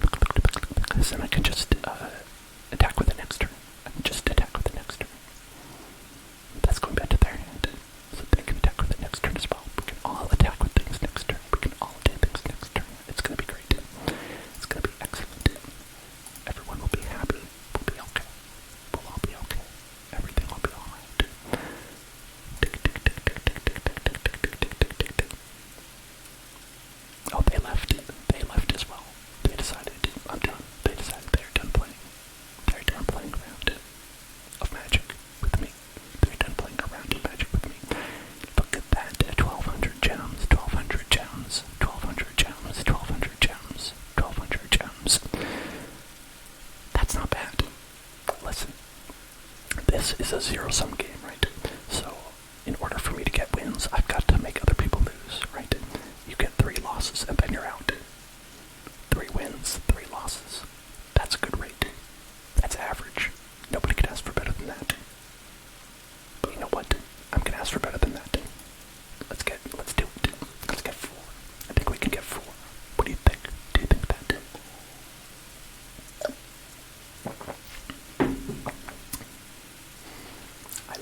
I like it when they leave the game, and then I get to just win without having to actually do the winning. That is exciting to me because sometimes I will get nervous and then I won't actually win, depending on the kind of deck that I'm playing. Alright, so we have 3, we have a 4, we have a 5, and we have a 6. A 3, 4, 5, 6. But that's it. We don't have a 1 and a 2. But that maybe it's okay. Maybe we don't need a 1 and a 2. Play. That is 3, 4, 5, 6.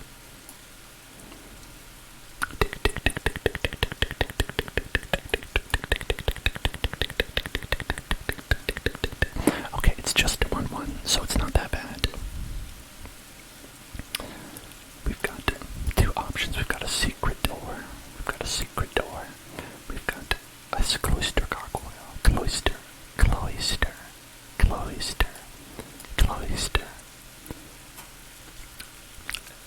We're gonna go for the greedy play. Hum up a shower. And then secret door or cloister gargoyle. This is the greedy play, and I am a greedy man.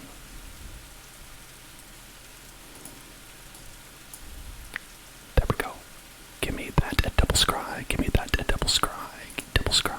Double scry. Double scry. Double scry. Double scry. Double scry. Okay.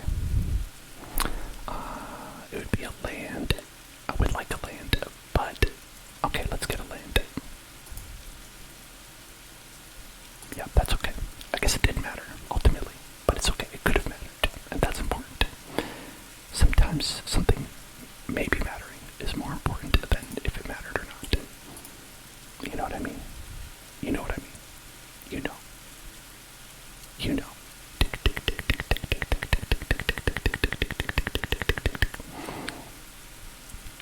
They're going to make a treasure token. Okay, they made a treasure token. That's okay.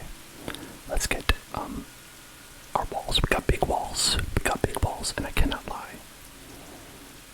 You other walls cannot deny that I have those. Okay. 2-2. Destroy target artifact.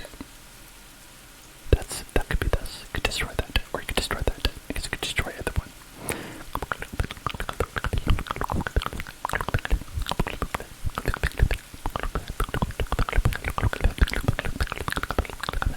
Okay. So alright, this is gonna be what we do. Let's see what we have for next turn. We can scry one, only one, just the one scry. Alright, so next turn we can do 4, 5, and then the turn after that we can do our 6. Alright.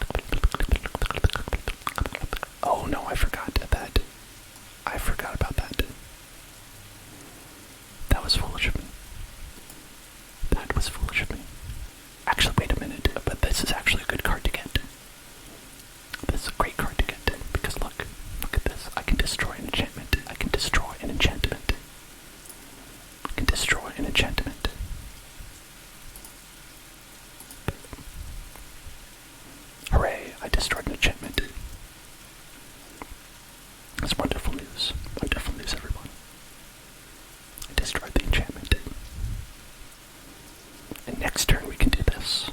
Next turn we can do this. That's wonderful. This is going to be great. This is going to go really well. I think we might win, depending on what the 6 cards that they have on. Okay, so there's that. There's that. We did lose that character, but that's okay. It's okay. It's not a big deal. It's alright.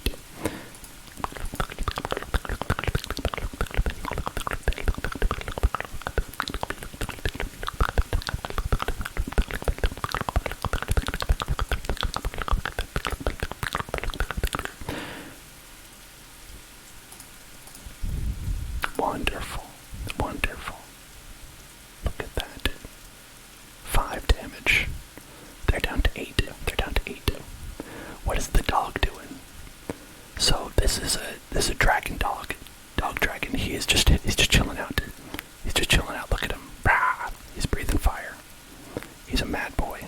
A mad boy. Okay, what did they do? They put out a bunch of goblins. They just put out a bunch of goblins. That's not a big deal. That's okay. I'm okay with that. Because we're going to have the fun thing where we can play their cards again. We can play their cards. We can play their cards, and then there will be our cards. Unless that they killed this guy. Unless they killed this guy. Okay, they didn't do that.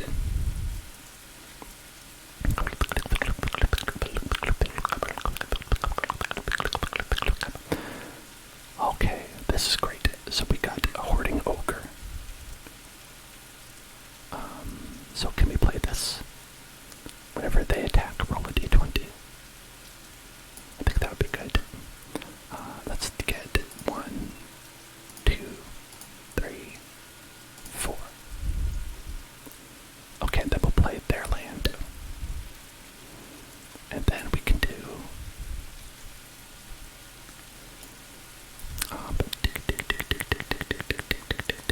you know what, we'll chill out. We'll chill out. We don't have to do anything else.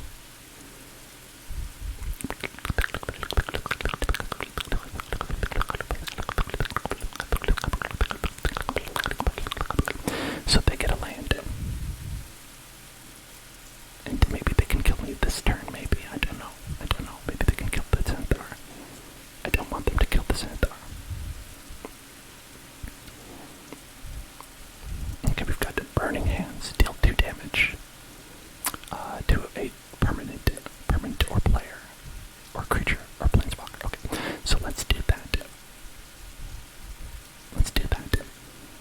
We'll kill that guy, and do that, and do that. Okay, and then we have Inferno of the Star Mounts. 3, 1, 2, 3. Okay, yeah, let's play that. It's a great one. That's their mythic rare card. So this is a really good card. This is a really good card that they were hoping to get. And they didn't get it, so we got it and we win. This is great. I love that. I love that. So that was another case where we were playing their cards from the top of their deck, and we happened to draw a mythic rare card that they got. Which is the same rarity as this guy. And this card is very good. And Charlie would have killed us if they played it against us. And thankfully we played it against them. And so, sounds like we win to me. That's what it sounds like to me. Hooray. We did it, everybody. We are the winners of the chicken dinners. We've got 4 wins and 1,400 gems. Oh my goodness. That's amazing. I think that we are completely victorious in all regards. And I gotta say, this is quite a fun set of cards. This is quite a fun set of cards. I am not always on board with all the sets of cards that have come out there. Some are boring, some are kind of average, but these have all been a great time. So thank you everyone for being here. Thank you everyone for having a great time with me. I definitely had a great time, and I'm so glad that you all here decided to watch me play Magic the Gathering for 4 hours. Thank you so much. That was very indulgent of me. But it's a bonus stream, so hopefully it's okay. I'm gonna see all of you tomorrow for Minecraft. We're going to have Minecraft ASMR tomorrow, everybody's favorite. We're going to build wonderful things. Last time we built Pickle Rick, and man,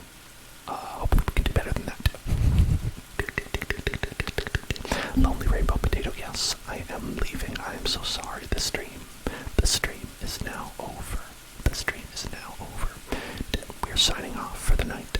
But I'll be back tomorrow, like I said. Gonna have ASMR Minecraft. And hopefully some of you will enjoy magic. Like HD said, he likes magic now. If you enjoy magic, we have a magic channel on our Discord that you can go in and you can chat about magic. I'll definitely be sharing the end results of this battle series that I do to see how far we got, and I'll let you all know how far I get at the end of it. I'll send a nice picture about that. So look forward to that in the Discord, and aside from that, I'll see you all tomorrow. Good night, everybody. Good night. Good night. Good night. Good night. Good night. Wait, I forgot the other thing I say. There was something else. What was it? Oh, that's right. I'll see you in hell.